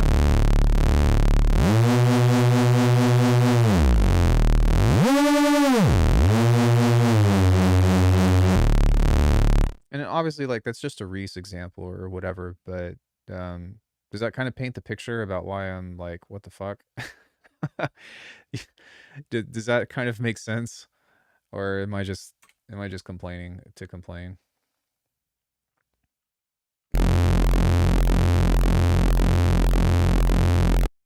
Yeah.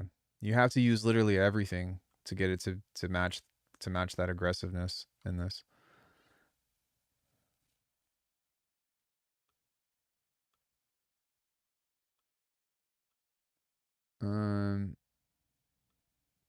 But, you know, there's also really nothing quite like it in the sense of all of this stuff, you know, with the additive, and it's like an additive table.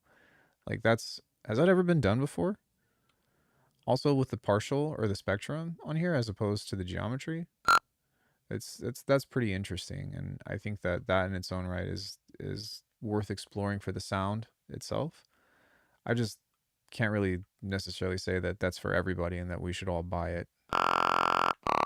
Thankfully, this video is not sponsored by anybody, so I can say whatever the fuck I want, which I would do that anyways, but...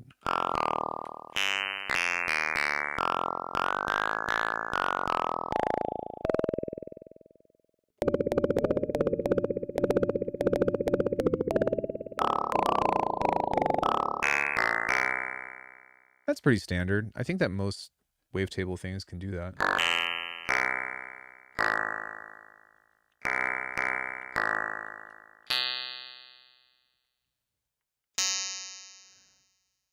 No, yeah, wavetable. Well, the additive wavetable is not, but being able to drag and drop is.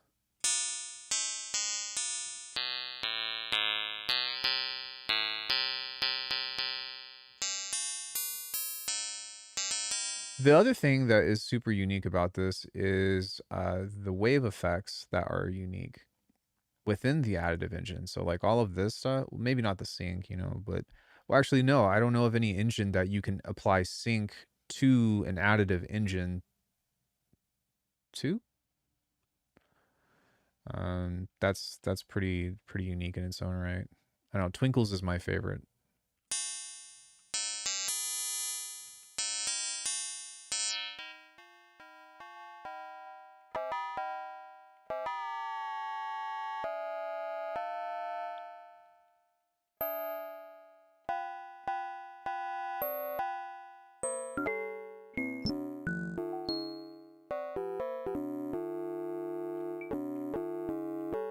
But, you know, throwing this, or I would even say like making like cool percussive like leads is actually a good option in this, provided that you have something on the outside of it. But again, keeping the patch relatively straightforward. I also don't know the differences between this. This does something for sure, but I don't know what. Maybe it just only filters it through FX1 and FX2, but this has effects. This is... Yeah, maybe this is just solos. Effect 1 and effect 2.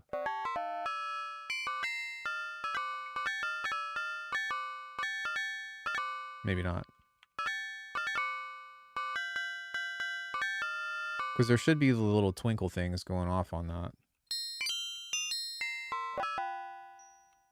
Oh, there it was.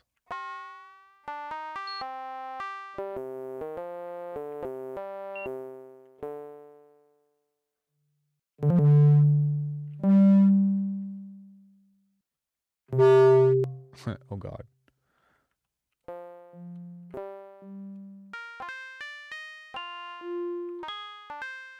I bet you can make some killer strings in this too.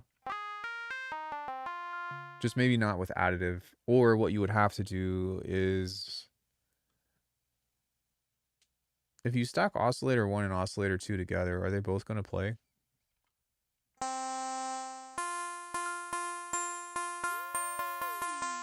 Seems like it. Okay, so if you have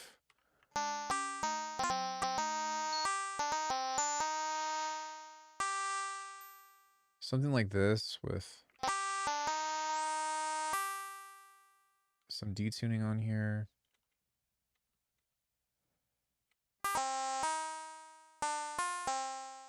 maybe another one that's like,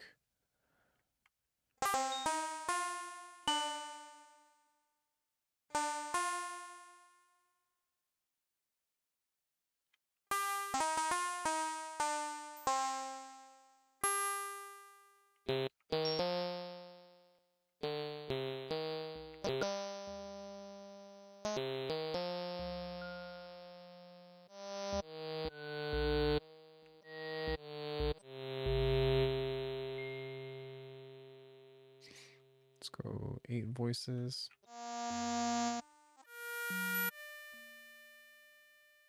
Yeah, does this like voice steal whenever you have this sent?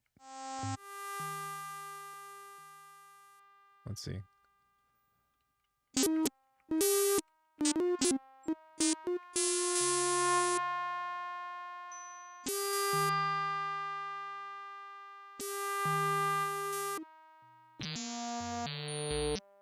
Okay.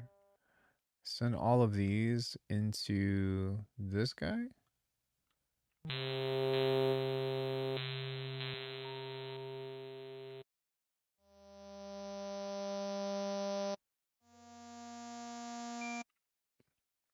Or does this automatically make everything only one voice?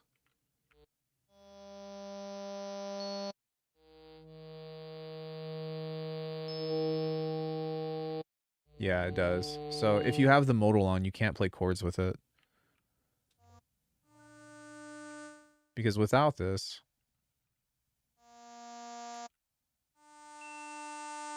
or is the additive synth monophonic?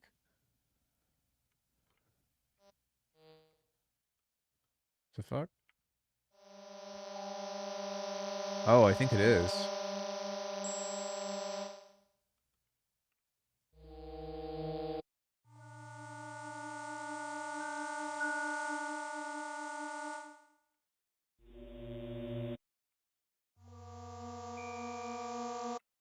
Interesting.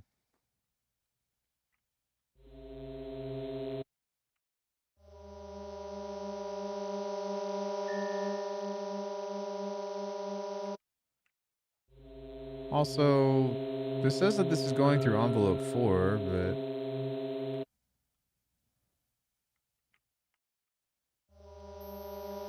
there we go.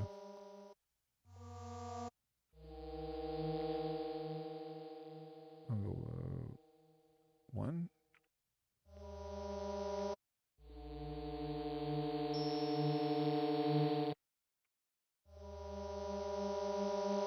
All of these have a high amount of release on them, but the sound is cutting off on the modal.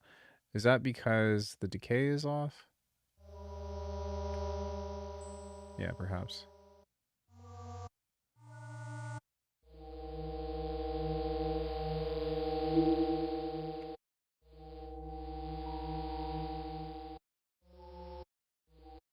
Yeah, it's really interesting behavior.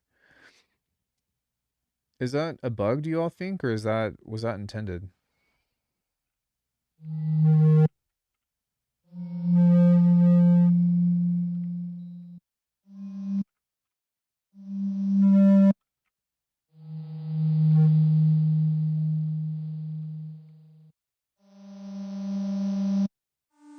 Because every time I hit a new note, it steals it.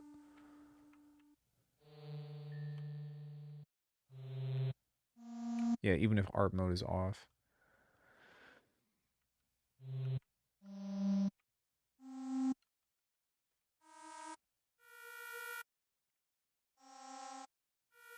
It's still doing that even with that off. What the fuck is going on here?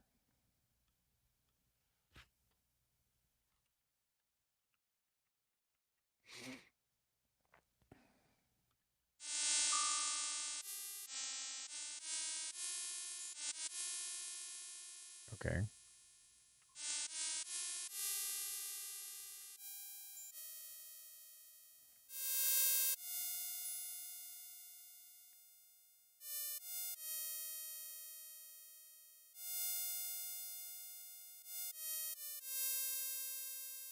Okay. That's working so far.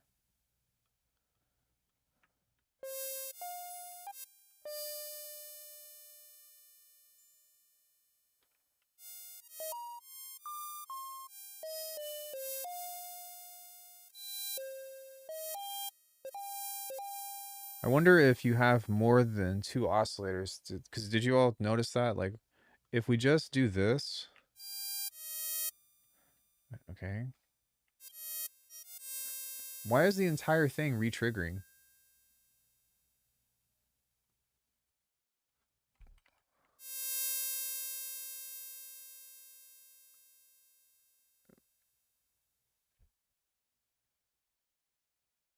I'm so dumb.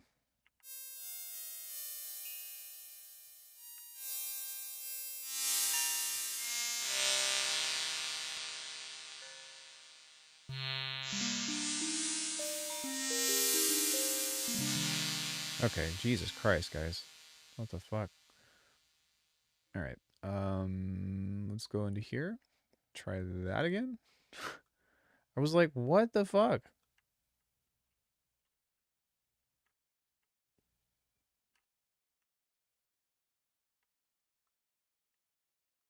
Mm, do these need to be on?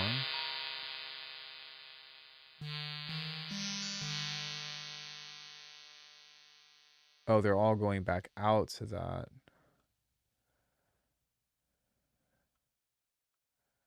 Okay, so where's the output on this? 1, 2, 3, 4, 5. 1, 2, 3, 4. Wait, this says width. So power scan. Like, what does this mean?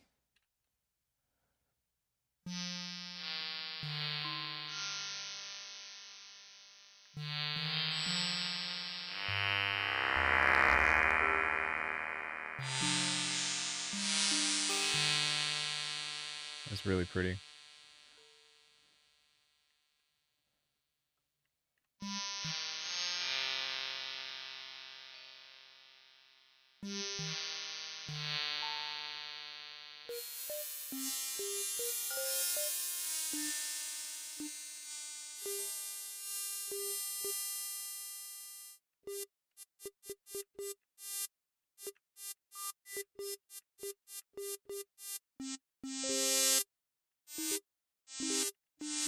So all these are going to envelope 1. Is that?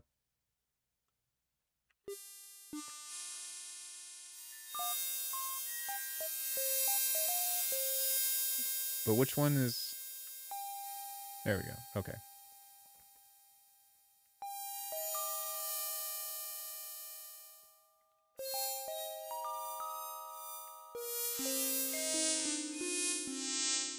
See, like that's, yeah, that's really nice.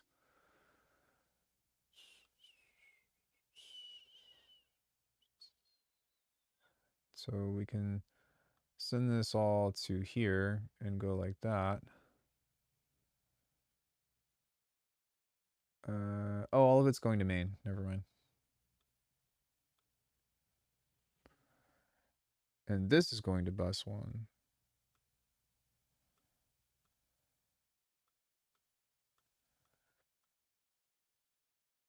Oh, okay. So if I mute these, let me do this. Is that going to play anything? No.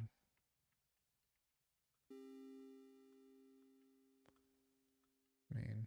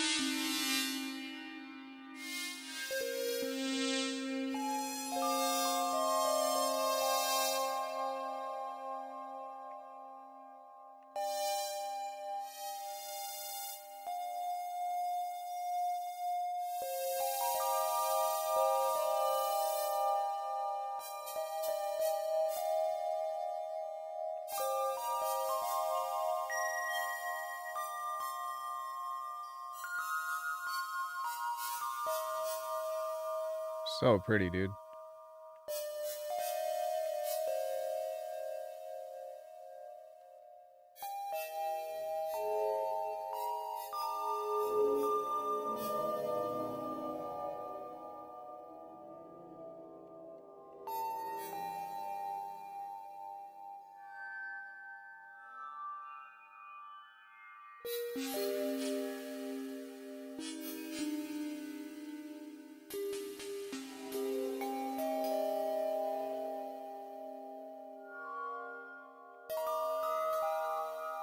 Okay. Now what happens if we throw a beam over this?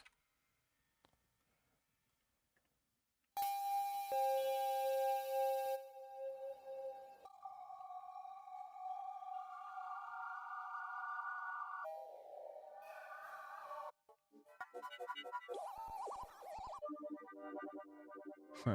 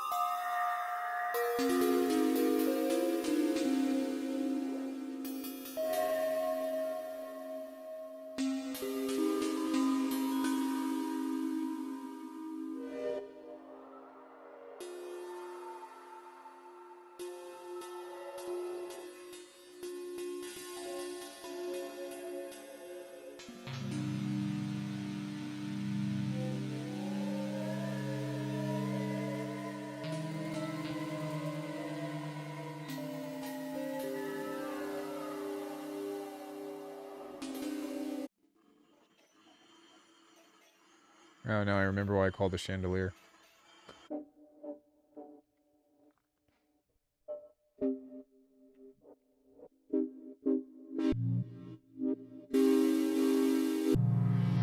Hey, Paradiddle, what's up?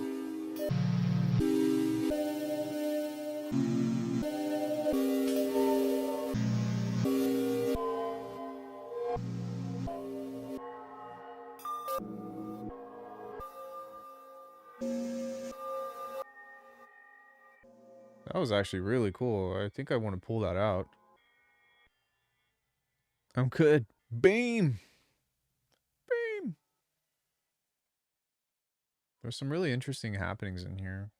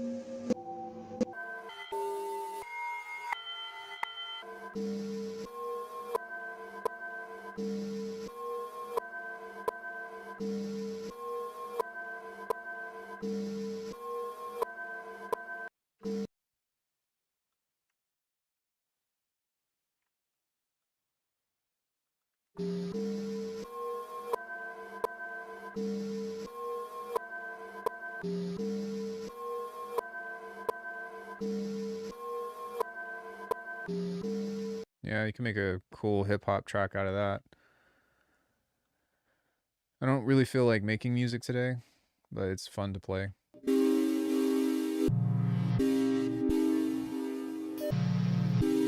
Even with this, that's a cool little phrase.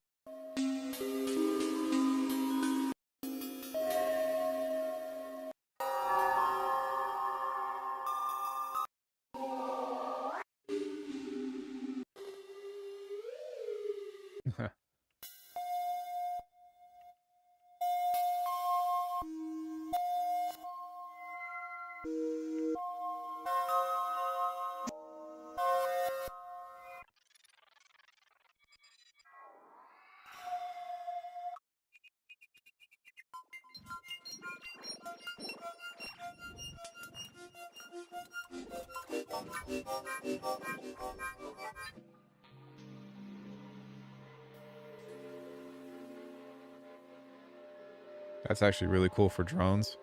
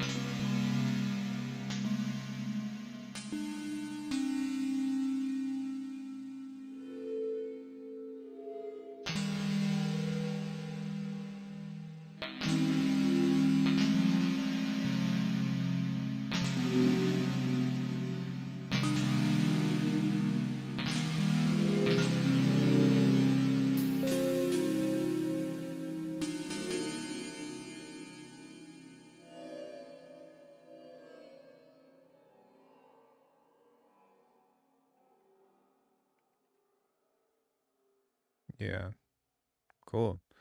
I don't know. So what do you all think about it?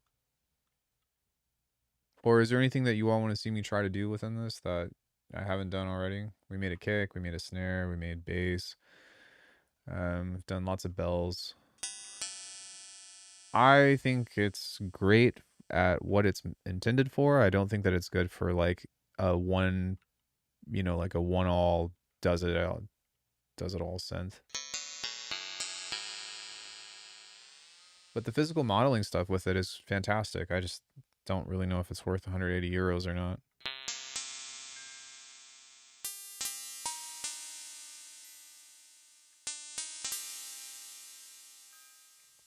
The sound engine is incredible. I just wish that it had better effects and like a better workflow because it's just kind of like, I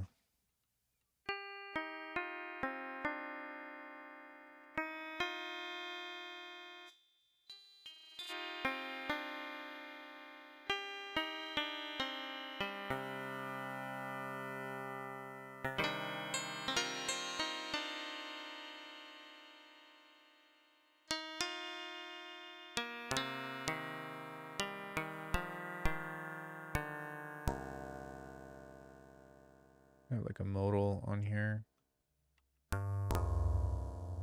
It would be nice if there was, oh, I saw it. There we go.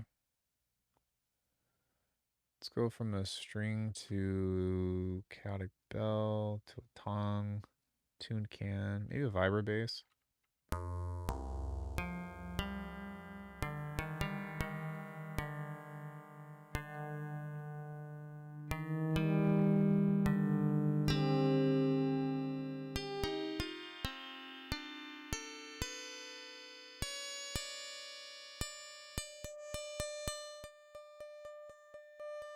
Oh, that means dry. Okay.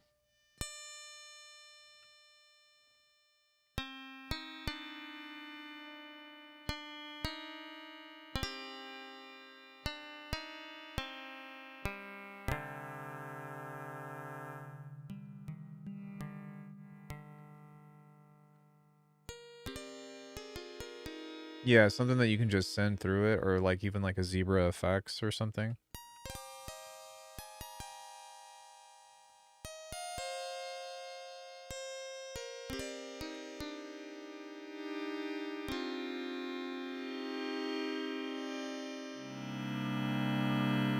Chords and shit are just nice with it though.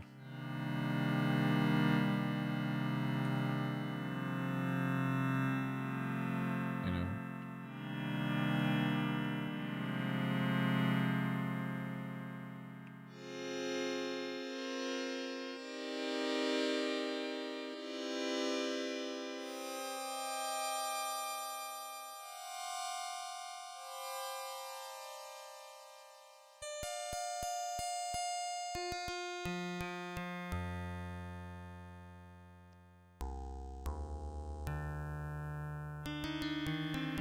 But does it have all the physical modeling properties?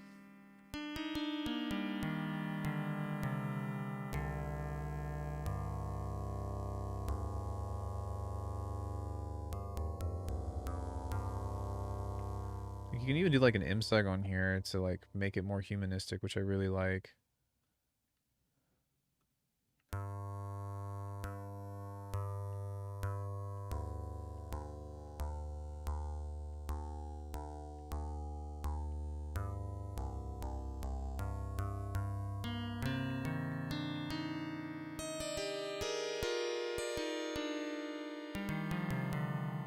I mean, one thing that I will say that sticks out more than anything else is like with only these three things, even hell, even just this, the amount of different sounds that you can get out of this is pretty vast. And it does sound good from the beginning, like from the source. The engine itself is the best thing about this plugin.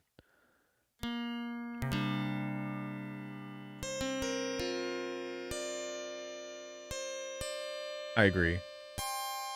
Well, not only that, but I think that a wider range of effects, that's what I was just complaining about earlier, was like, I think the distortion is the weakest part of the synth.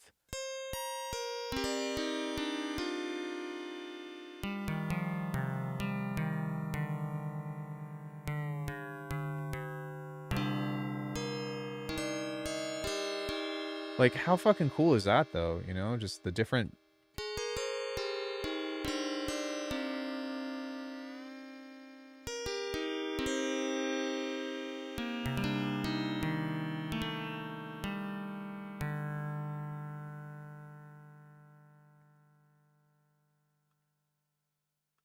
Put like just a touch of random on this,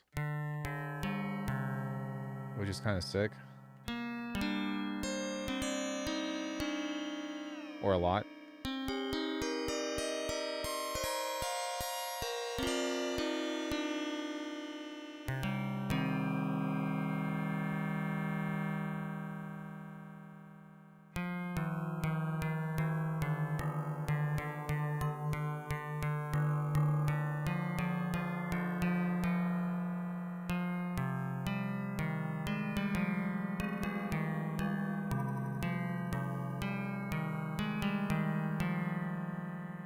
The arpege mode and the modal filter, I did.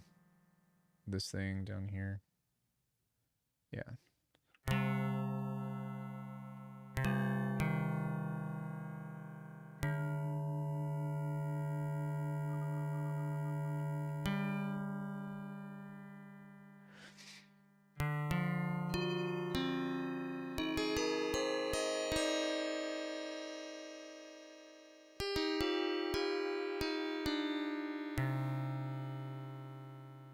I mean, I think that everyone's first inclination with this stuff is to just like reach for those, you know, really big delays and reverbs and all of that. But how does it do 303 acid? Let me save this patch and then I'll show you.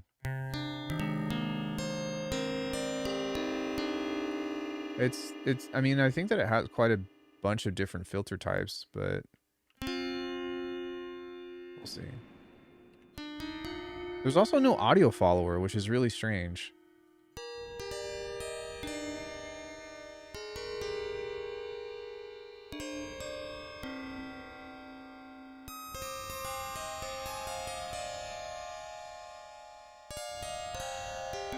And one other thing that's really weird is that, like, I feel like these are your macros, and you can't put macros in the effects. Or at least not to my knowledge. You can put a mod wheel on it, but is there another way to do that?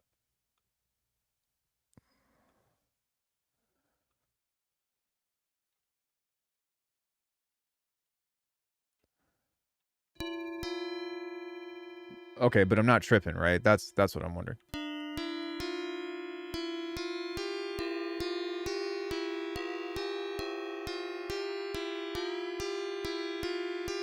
Anybody know what that song is?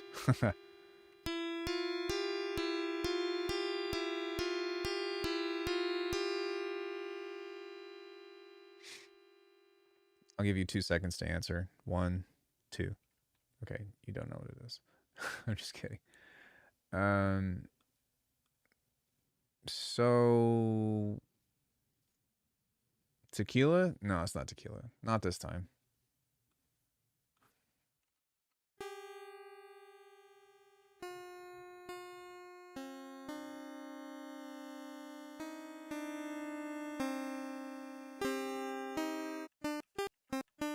It's Dark Souls 2.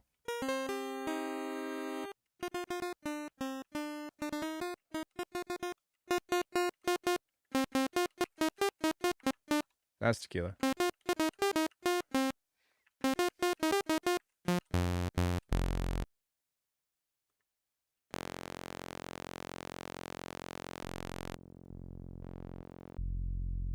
So there's linear, vanilla, SFV, ladder, which this would probably be. This is our Moog, right? So that would probably be. I mean, we can go through them all, but.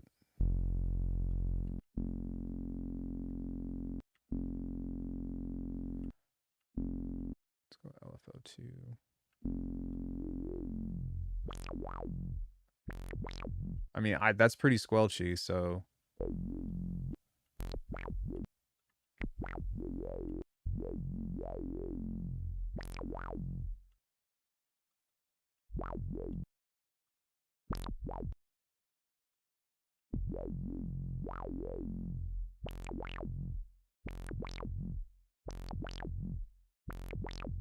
I like the phaser filter better than the actual phaser.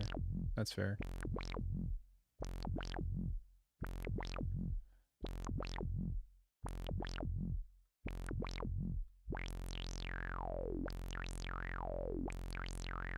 Wait, what is this going to?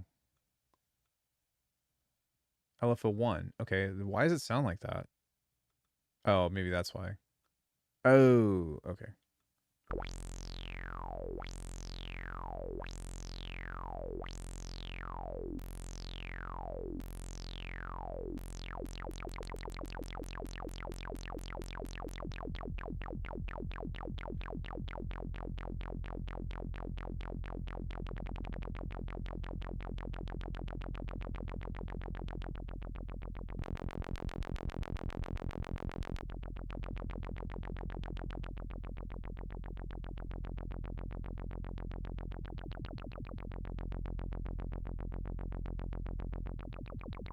Yeah, they all kind of sound the same.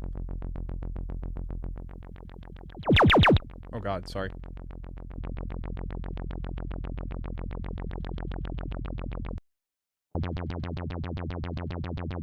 Yeah, it's right here.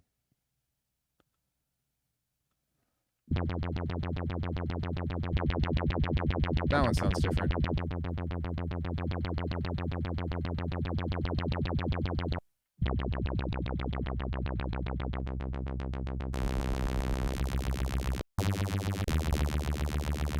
Oh, I didn't actually know that there was a phaser on that. I'll have to fuck with that.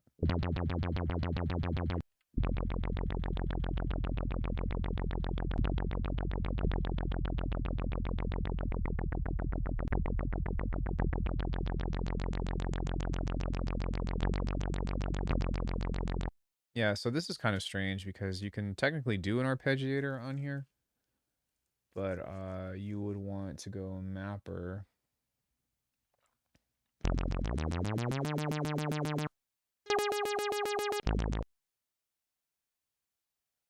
Go to LFO 2.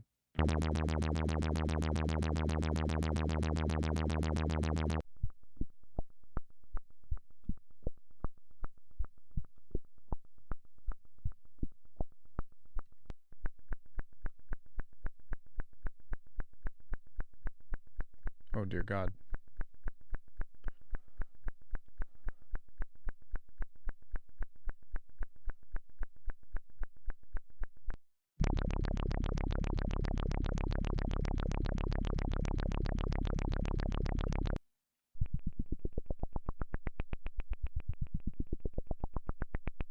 Yeah, interesting.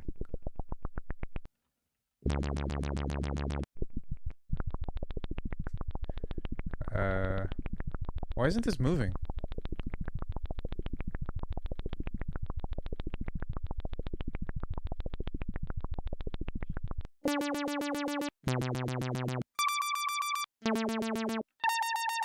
Oh, that's why.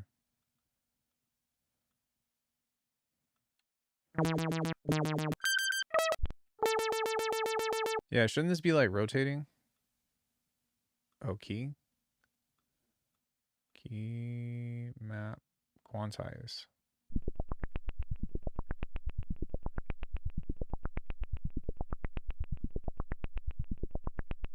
What the fuck?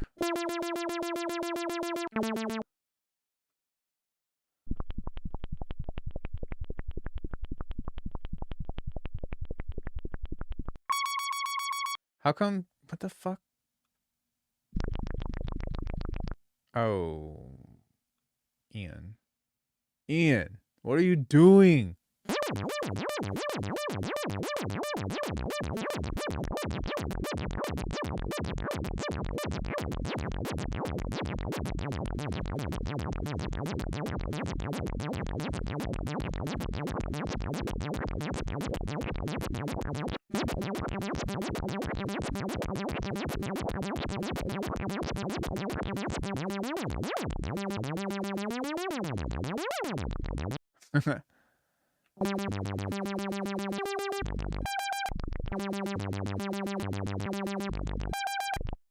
Okay, so we can go to hard snap, and then we can go to 12 subdivisions. You can't really bound it to, well, you can bound it to a scale on this, but it's still.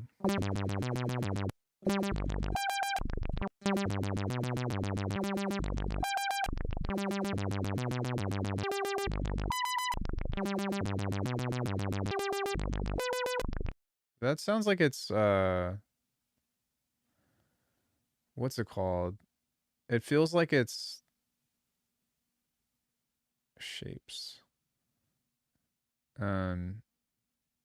Pentatonic.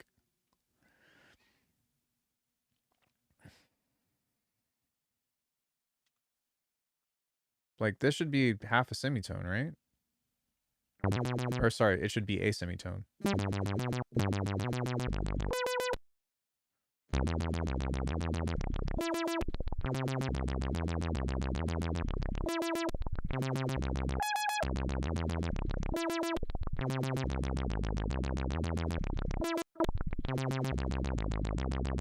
It's so weird.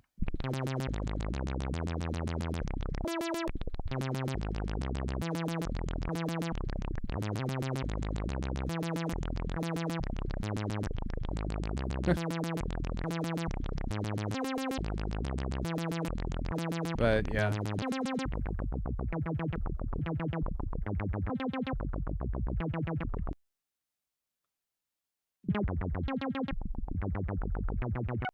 So yeah, I mean, I suppose you could do this.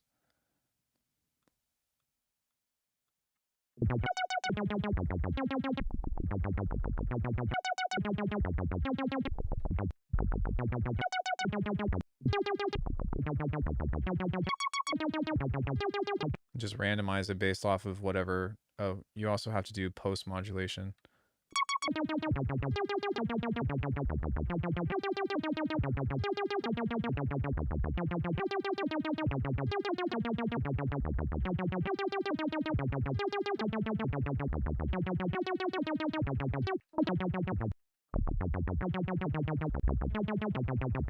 So, I mean, yeah, it sounds okay. It's kind of whatever, though.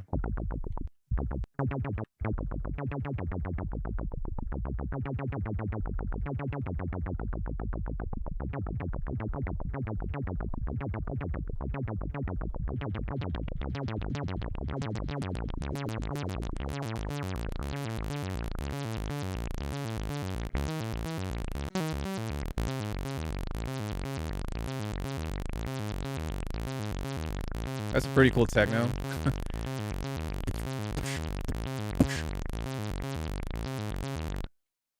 It's actually pretty funny.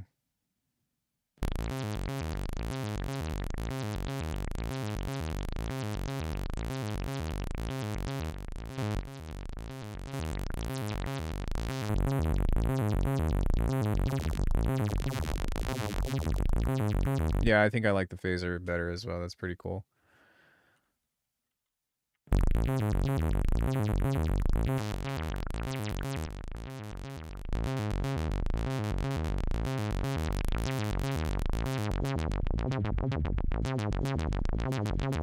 Yeah, that's pretty awesome. Yeah. Let me save this as dumb. Anything else that you all want to see? Even slower, you hear all kinds of harmonics. Yeah. Ugh. I think I've spent enough time to have a verdict on it, unless if someone comes out with something that's really cool that I haven't seen before. But yeah, I don't know. I think it's I think it's dope. I just don't know if it's worth 180 slash 250 euros for me personally.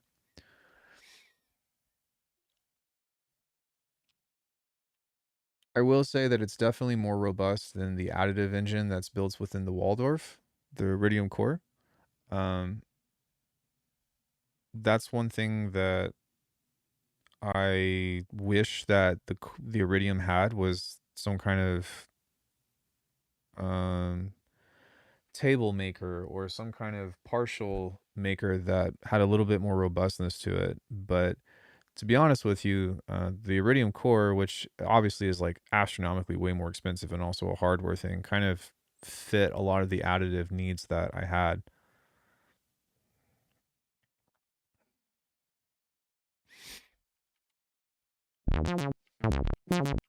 It's fantastic for bells and shit though. Like for bells or like physical sounds, I think is just where it really shines the most. I have the smaller one. So let me see if I can pull this up actually. Hold on one second. Yeah, hold on. They're gonna make me connect a device again.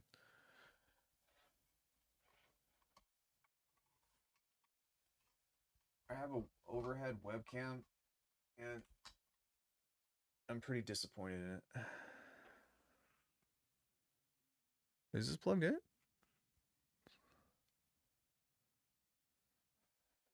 Wait, what? What the fuck? Oh, there it goes. Okay, hold on. I don't want you all to see my crotch.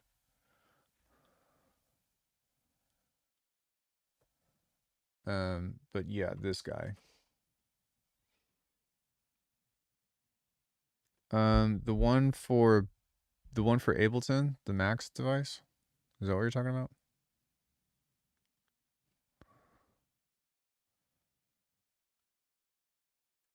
Yeah, I've got a few things on here. Zoya, Iridium, iPad, Microcosm,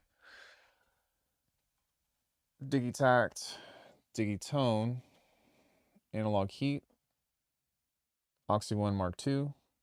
Oh, you have the Ouroboros? That's cool. Hold on one second.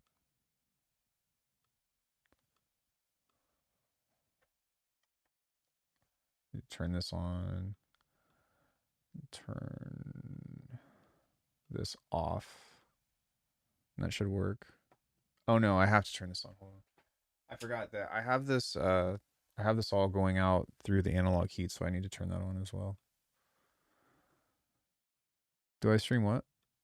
Do I stream some jams with this sometimes? Yeah, I've got like tons and tons of videos of this stuff.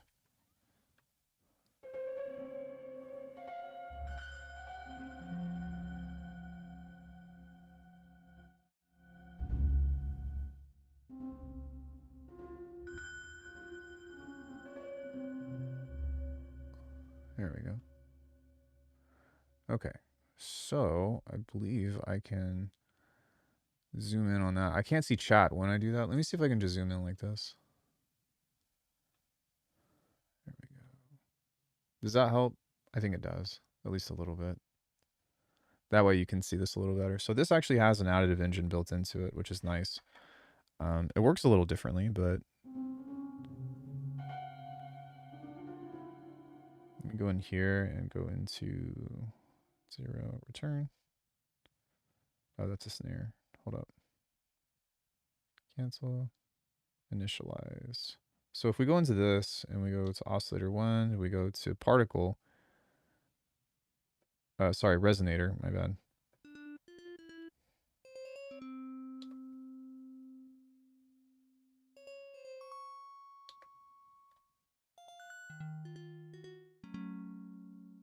You can still. It has its own physical modeling engine built within it.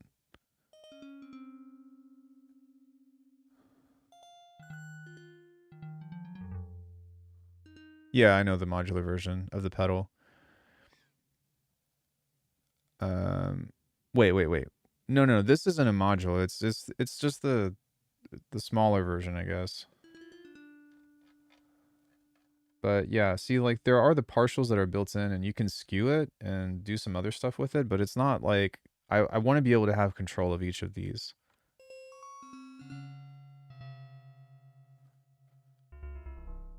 Also, hold on one second.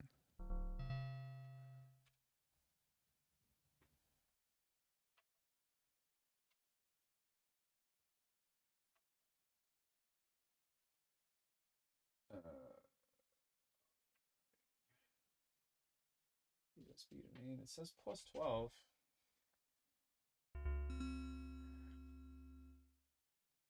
Yeah, uh, both, because this also has wavetable. So, and you can technically make wavetables in here, but they don't have like a dedicated wavetable maker, and that is kind of like not my favorite.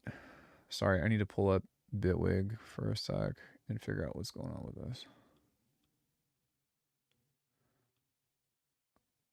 I set that to plus 12. That's going to make that a little bit louder. So,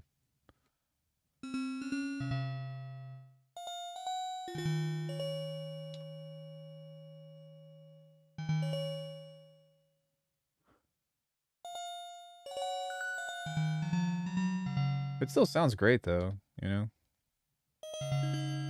You can also add a sample as an exciter, which is really nice. It has one built in, but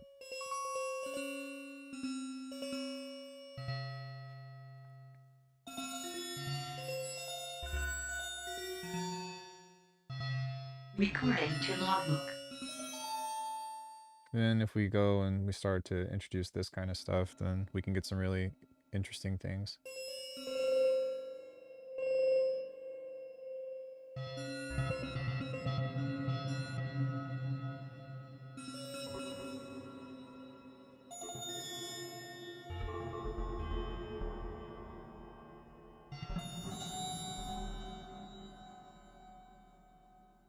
Just checking what key we're in.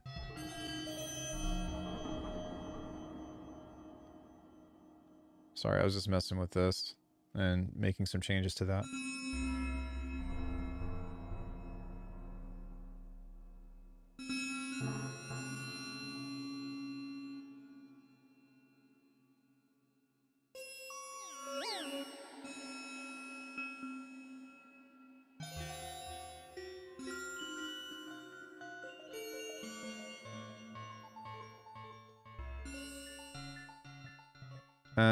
All these companies really should be on a standard of wavetables that any synth or hardware could load wavetables. Maybe there is. Well, this can upload wavetables. So if you go into this, you can go like that, and then you can go tools, import from wave, and then if we go back to samples, USB drive, then I've got all this shit in here.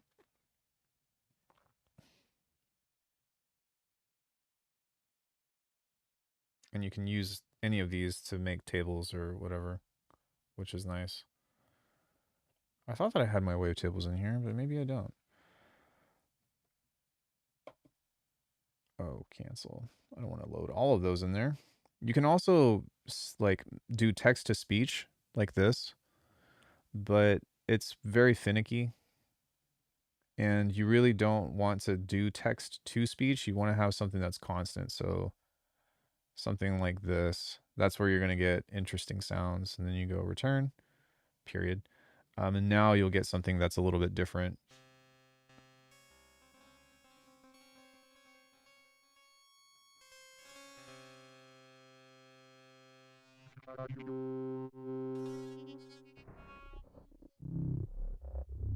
And see, now we're getting some different stuff in there.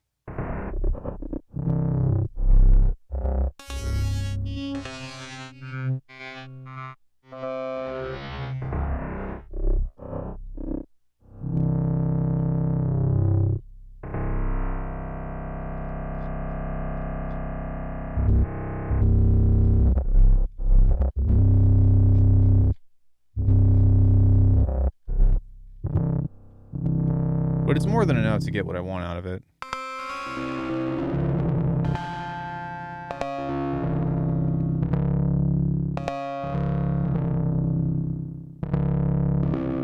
Well, I mean, you also have to realize it's being pushed through the analog heat, so this is what it sounds like without it.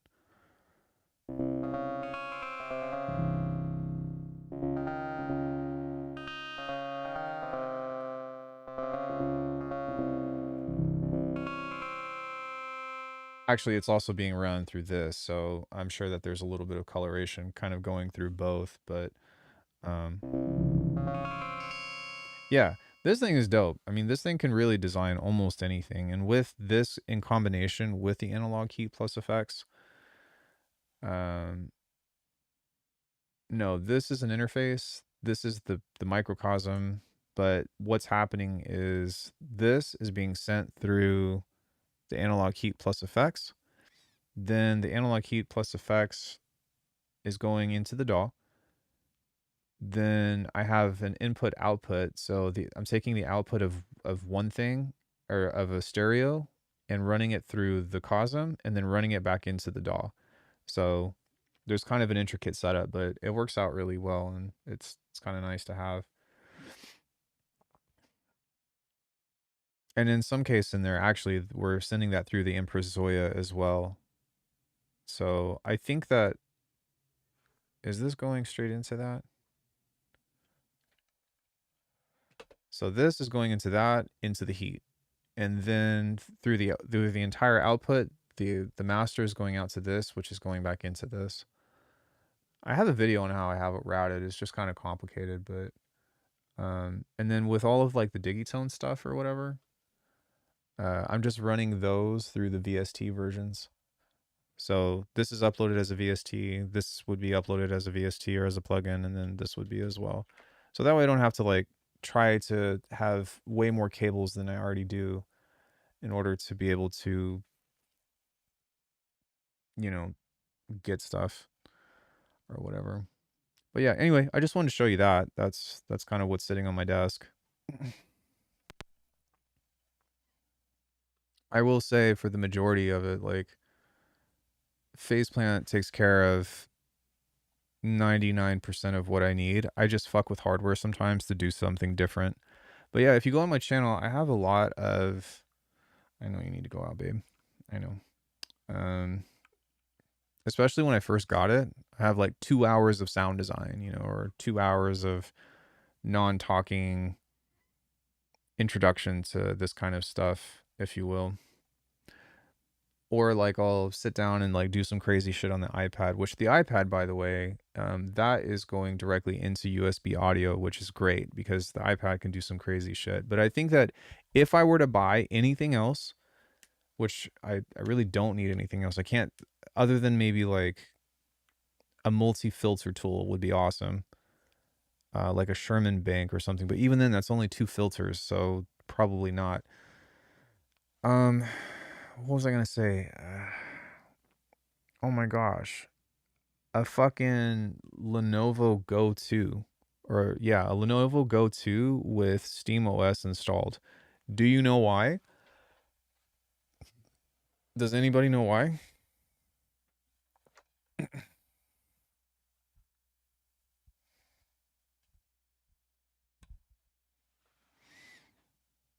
Because you can install Bitwig on it. Which you can run it on or the Lenovo thing can run Windows too, but yeah, you can put SteamOS on it and run Bitwig through Linux. And so it's really fucking convenient. And that's really like what I wanted out of the iPad for the most part. Was like, man, I really want like a DAW alternative or something, you know, and I wanted the ability to make music on a different platform or whatever. But really, when it comes down to it, I've had an MPC, I've had, you know, all these different things and all these different tools. And I've just found that like, you know, the Digitact and yeah, I run Drambo for sure. I've got lots of videos on that. But the Digitact and the Digitone and the MPC and yeah, I own sampler as well, a Koala sampler, all that. But it's not like a DAW. It's just something like Drambo is great for sound design, I would say. It's not fantastic for actually like making music other than sketching. The iPad does have some incredible like stuff like that's very unique, and I've got videos on all of those. But as far as putting the shit together and like layering and like the speed at which I've started working within stuff like Bitwig, it's like so much more conducive to do the sound design on the iPad and then send it all to the DAW. Um, But even then, I think that it's really important to express that, like, I still can't make drums that are just as good inside of the iPad as compared to Bitwig. I still, like, can't make basses necessarily that are as good. And the thing about it is that it's more of a practice tool, I think. If I want to sit on the couch and work on my sound design skills, then I'll use what I have on the iPad and then just like compare and be like, okay. But really when it comes down into it, there's just a couple of tools that I feel like the iPad is missing. And also like rolling sampler. I really feel like there needs to be some kind of rolling sampler app to where like it's constantly listening. And I feel like somebody could design something like that for AUM. It just doesn't exist that I know of.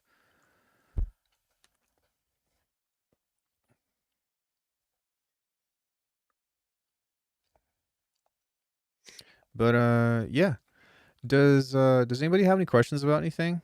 My dog is trying to jump in my lap. She's telling me that she needs to go to the bathroom, so I think I need to let her out soon. But I had a good time today. Oh, also, I still have a few of you here. Tomorrow we're going to be doing one-on-one feedback. So join Discord, um, and I'll let out an announcement and stuff. But sometime around the mid afternoon, we'll be doing feedback to where I'll hop into the Q&A feedback, and then I'll do like a raffle, and I'll pick out everyone. I'll have you on here. You can talk to me. We can listen to your track, and then I can have like a dialogue with the majority of people that run that through. But I only do that like once a month, so there's that. The fact that it's a bit of a hurdle to import stuff in iOS, yeah, like Logic on paper could be so fucking good, but the audio editing on it fucking sucks ass.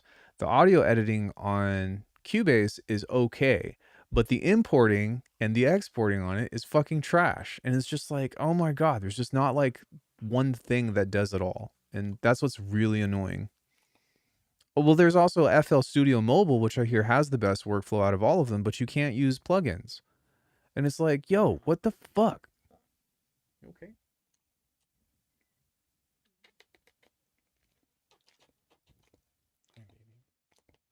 You're a good girl. You want a good puppy. Yeah. So, anyway, that's my spiel.